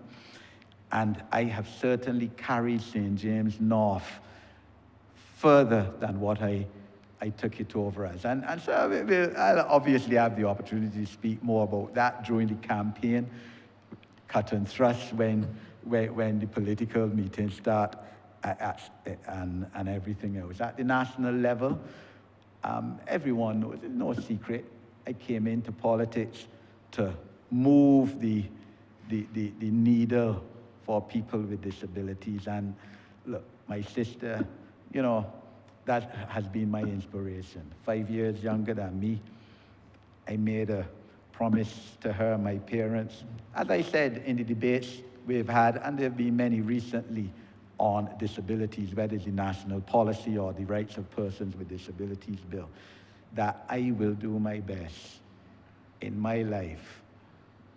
Once it's God's will, He gives me the strength to help people with disabilities. And, you know, I'm so proud that we've been able to do that. I've been part of a parliament that now has enacted disabilities legislation and passed national policy on disabilities. And for that, I really thank the Cabinet of Barbados, one and all. But I have to single out, of course, the Honourable Member for St. Michael South, whose ministerial mandate it was. And of course, the Honourable Prime Minister, who at the swearing in of members of Parliament and ministers, cabinet ministers, after we won the last election, ceremony at State House, I think January 27th, 2022, committed that the Disabilities Commission will, for improving the lives of persons with disabilities, will get underway. And we were given the support, the freedom of hand. Obviously, therefore, Cabinet had full confidence in me to get this through, and I really am grateful to the Cabinet for what we have achieved. And it's not only my achievement, but the achievement of each one of you. I thank the Barbados Labour Party, as I said, a party of which I've been a member for 32 years, which has been the instrument through which I've had the opportunity to serve as parliamentary rep for St. James North and at the national level. And, you know, I recognize that in a tangible way by personally giving an award to the Barbados Labour Party, to the party of which we have committed ourselves at an award ceremony just 4 weeks ago, where between the Clarkson Foundation and myself personally, 220 odd awards were given out, because I believe that, you know, you have to show gratitude to those who have brought you to where you are politically. And of those, I think about 160 or so of my constituents personally got awards from me. I'm deeply grateful to the people of St. James North for giving me this opportunity. It's not to be held lightly. You know, when someone goes and votes for you on election day, they don't have to, there's no obligation, but you have obviously gained their trust and commitment and confidence that they have in you to act on their behalf. And now isn't the place. I'll have the opportunity on Saturday at a branch meeting, where I will give thanks, and I'll bring out stories on that.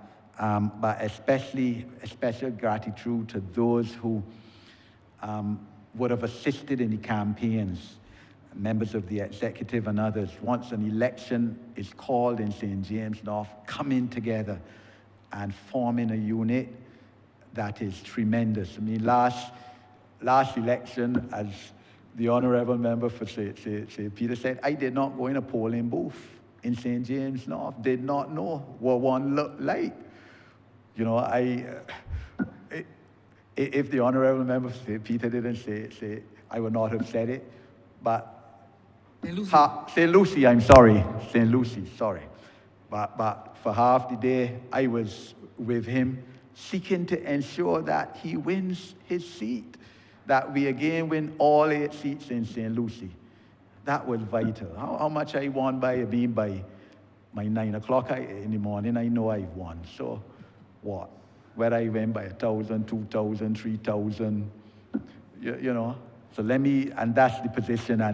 And the honourable member for St. Andrew, my constituent, as the honourable member for St. Lucie said, 5:30, I was still in St. Lucie. And I had my daughter Erica's car, not my own. Believe you, I pressed some gas. I mean, I said, look, if a policeman would have stopped me, I would God beg forgiveness. I had to go.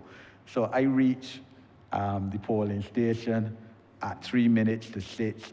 And lo and behold, the honourable member for St. Andrew was standing up there, like if he was waiting to see if I come in. I had messaged him at 5:20 and told him, Rommel, I come in. You will notice I haven't voted yet, but I come in. And at 3 minutes to 6, I reached there. They told me, come fast, come fast. So that is politics. You're part of a team. It isn't about yourself. I thank the Honourable Prime Minister on the floor of this House for giving me the opportunity to serve as a minister. You know, look, there were constituents, of course, who were disappointed when I was no longer a minister. You put yourself up to be a constituency representative, not to be a minister. And honestly, and I say this publicly, the fact that I was no longer a minister obviously then gave me the opportunity to be chairman of the Disabilities Committee and to fulfill the purpose which I came into politics to be.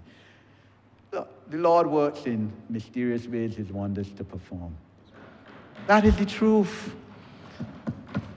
If I had continued to be a minister, I obviously would not have had that opportunity. We would not have been where we are in terms of disabilities, reform legislation, and national policy.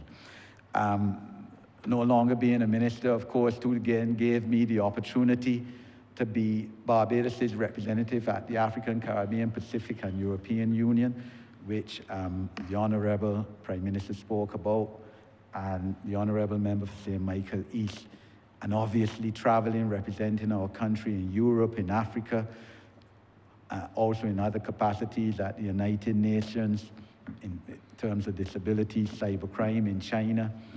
Last year, leading a delegation there has given me that exposure at international level, which I'm eternally grateful for. My family, I thank tremendously. My wife, my 2 children, of course, directly affected by it. When, you know, I had the opportunity now, finally, to go into St. James North, to be a candidate, and the contest, which we've heard about, was but far from the easiest. I called my children together and said, look, are you willing to sacrifice me to the people of St. James North, the people of Barbados, for, you know, the next few years, next over 10 years? And if either of the 2 of them had said, no, we are not, that would have been it. Both of them agreed. Daughter, Erica, everybody knows, has assisted, obviously, with the marketing of my campaigns. She knows many young people in the constituency. My son, Gregory, I mean, he's been away essentially for the whole of my parliamentary career, but clearly, you know him. Yes. Mr. Speaker, he used to play tennis with your daughter. That is correct. Both tennis champions at the junior level. He's been away virtually for the whole of my career, but obviously keeps in contact with my political development. The Clarkson Foundation, Inc., of which many of colleagues have spoken about, has been the vehicle through which I have raised the funds to help the constituents. And I mean, I could not have done it without the Clarkson Foundation, Inc., of which I am patron, and of course, I'm immeasurably grateful to all of the directors of the foundation, some of whom are constituents, some of whom are not, all complete loyalty to the cause and to me. And the development programs that we had every other year, life and work skills development programs. Last year, combining that with parent education programs, really and truly, I regard that as perhaps my highest achievements, because development of people is what you come into politics to do, and hundreds of constituents, young persons graduating from those programs. And the record shows 75% of them within the first 3 months of graduating, getting sustainable jobs or being able to start their employment. One person I remember getting top awards at NIFCA, starting her own business the year after graduating from the Clarkson Foundation's program. So, look, I have no regrets in leaving politics, nostalgia, of course, but no regrets. I stand with my head down, my head held high. I'm leaving with my reputation intact, integrity intact, and that's very important as a politician. I think I've touched constituents in many ways. We've heard repeatedly about the birthday calls. That was my way of touching people, because they were not only birthday calls, Mr. Speaker. On those calls, I asking about your mother, who I know was in hospital 3 months ago. How's she doing now? Asking about your son, who I know about to sit common entrance this year, if you're ready for it. Your daughter, who I know sitting CHCs in 1 month's time if she is ready. Politics is about people and gaining people's trust in you, that you care about them. And you have to be genuine, because the people know who are the frauds. Touching all the churches, the schools, sports organizations, non-governmental organizations, all of that, and what? Thousands of people being assisted by the Clarkson Foundation or myself during the 12 years, 13 years plus as candidate. And, you know, that's something that I will always carry with me. I will always be available to, after tomorrow, my former parliamentary colleagues, you know, for any advice or mentorship that they wish. Certainly, I will be playing a major role in the by-election soon to be called. I will be available for the general election too. Certainly in the northern constituencies, again, to ensure that this Barbados Labour Party is returned to office again. And in the meantime, of course, I will continue with my law practice, which I've been an attorney at law for 40 years and now senior counsel. I will continue certainly working on behalf of people with disabilities to ensure that the national policy and the legislation is implemented, and working with Parados.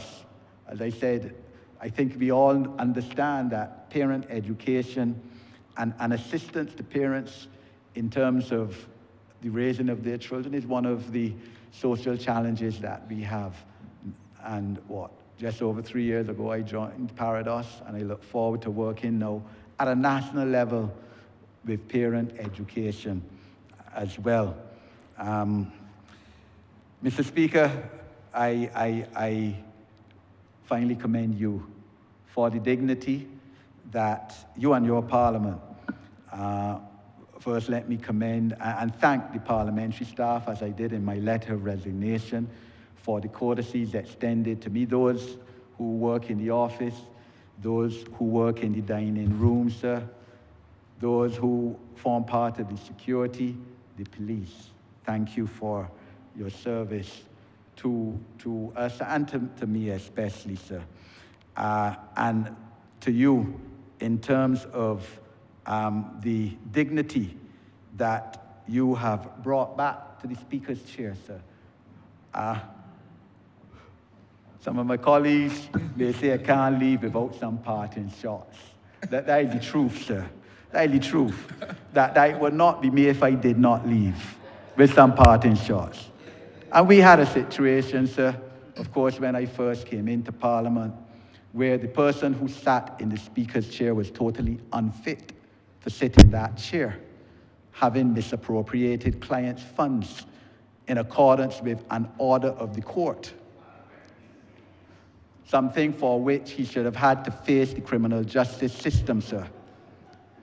And who remained in the Speaker's chair even after being called on to resign, which was the proper thing to do.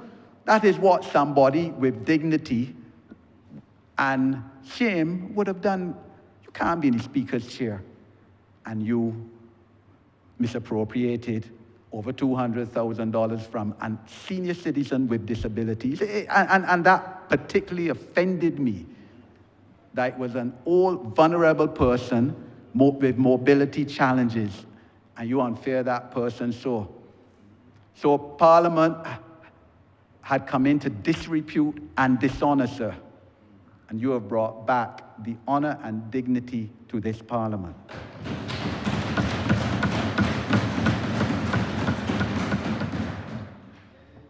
And secondly, sir,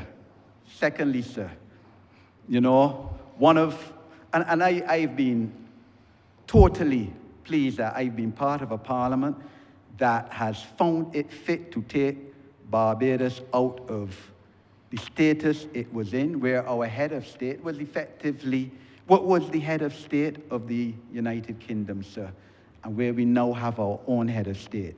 Should have been done a long time ago. I'm proud to be part of a Parliament that had the audacity to do that, sir. You know, and I've been proud, therefore, sir, on accepting Silk to be called a senior counsel, sir, as the Honourable Member for Christchurch East spoke about. So 5 senior counsels on our side of Parliament. But on the other hand, on the opposition side, leader of the opposition has insisted that he be referred to as King's Counsel. I don't know what king he is counseling. When we're a republic. And I spoke about the leader of the opposition, Honourable Leader, who, as I said, I've known for over 50 years, knowing longer than anybody else, about the complexities in the psychological and mental framework of that individual in conflict with himself. And up to Tuesday, during the debate on the national honours, he speaks about these national honours being monarchical and Westminster. But yet he insists that this Parliament and everybody else refers to him as KC. So when it's up on there, right now, SC there, things about it. You know, but... You might do that on the platform. Yeah, might very well, sir. But that remember is that the kind... Remember on the platform, I remember remember on the platform, I remember that as it relates to privilege, etc. But that is it, sir. So that is why I'm using this opportunity here, my last opportunity, sir. That is why, sir. Because the public of Barbados have to understand. So when I've already heard them start a press conference about St. James North, with St. James North, this, that.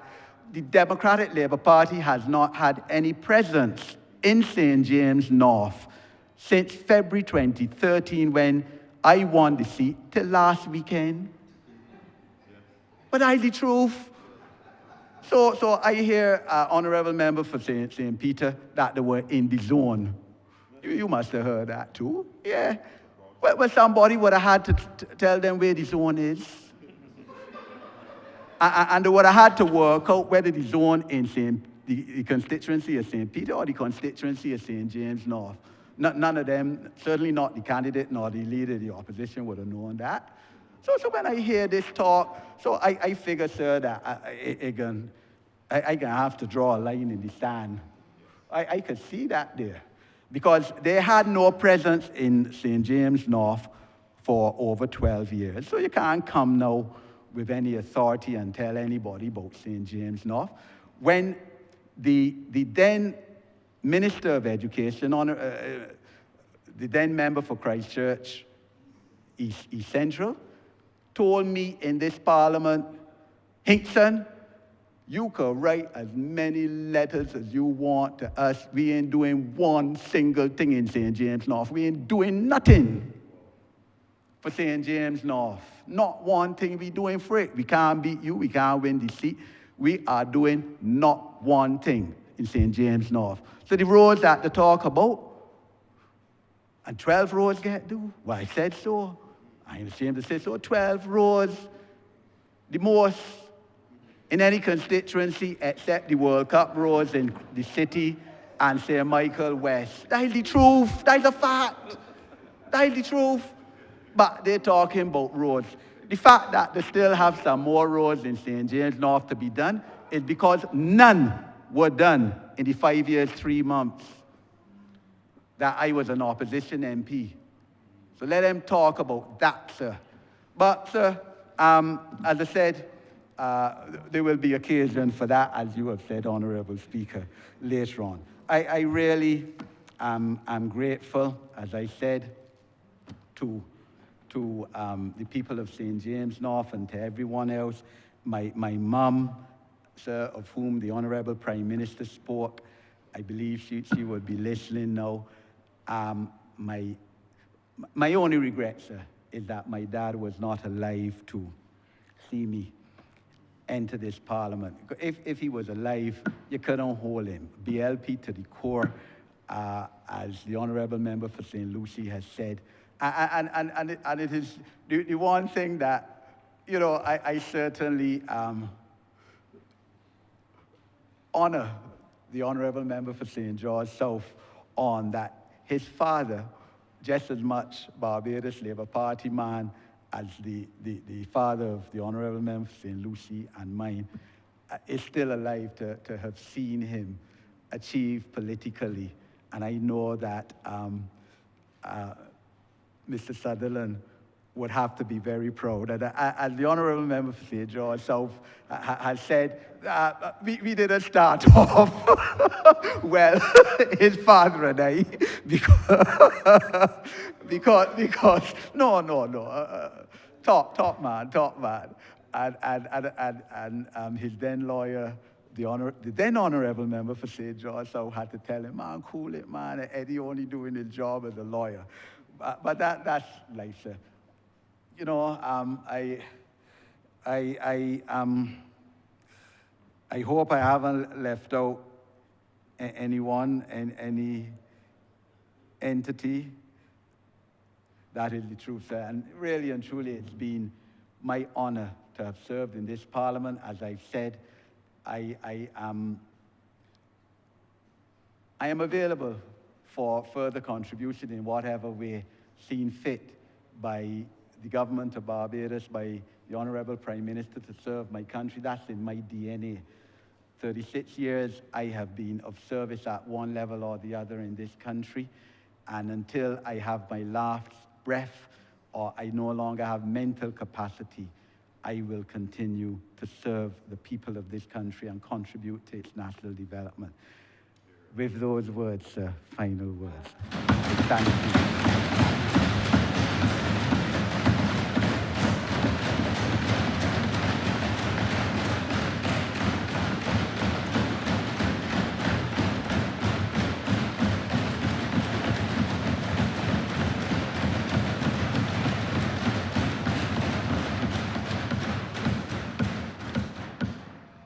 Honourable Member, in closing, I just want to say a few words.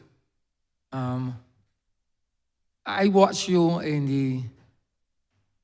I wish, first of all, to endorse everything that has been said on your behalf.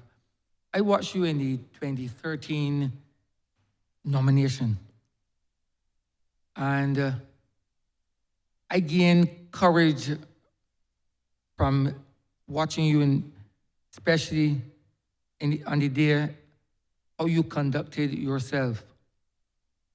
I remember the nomination very well because at that point in time, I believe that you were categorized as the underdog.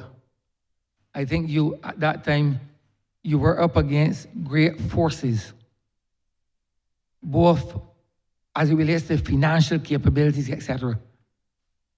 But what it showed me, the end result was that how you worked in your constituency and you knew your constituency and how you mobilized the forces at your nomination to win so handsomely. And that served for me as an opportunity to watch you and to also use the methods that you use in my nomination in 2016. And to show that, regardless of the circumstances, that mobilization was a key. And I saw you use the nomination opportunity to reinforce for your January election. So I patterned myself in my 2016 nomination watching you in your 2013. And I thank you for providing me with that opportunity. I've also watched you as you really gain momentum as your tenure in Parliament evolved, and how you have championed the right for the underprivileged, and I commend you for that. And where you did not allow a disability to distract and detract from what you can do for people. And I'm grateful for watching you. And I know you beyond politics, as you said. Gregory and my daughter, and they're very close and stuff like that. And I know that you will do well, whatever you do and wherever you go. And I continue to commend you, and God bless you.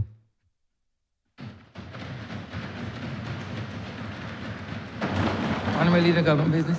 Thank you, Mr. Speaker. It's certainly a very emotional afternoon for all of us, and certainly for the Honourable Member for St. James North. And I therefore, with all of the spirits, I think, in this place behind us, I would want to move the adjournment of the House until the 13th of May at 10 a.m. Question is that this Honourable Chairman be adjourned until the 13th of May, 2025 at 10 a.m. in the forenoon. All those honourable members in favor, please say aye. Those against, please say no. Me think the ayes have it. This Honourable Chair stands adjourned until the 13th day of May, 2025 at 10 a.m.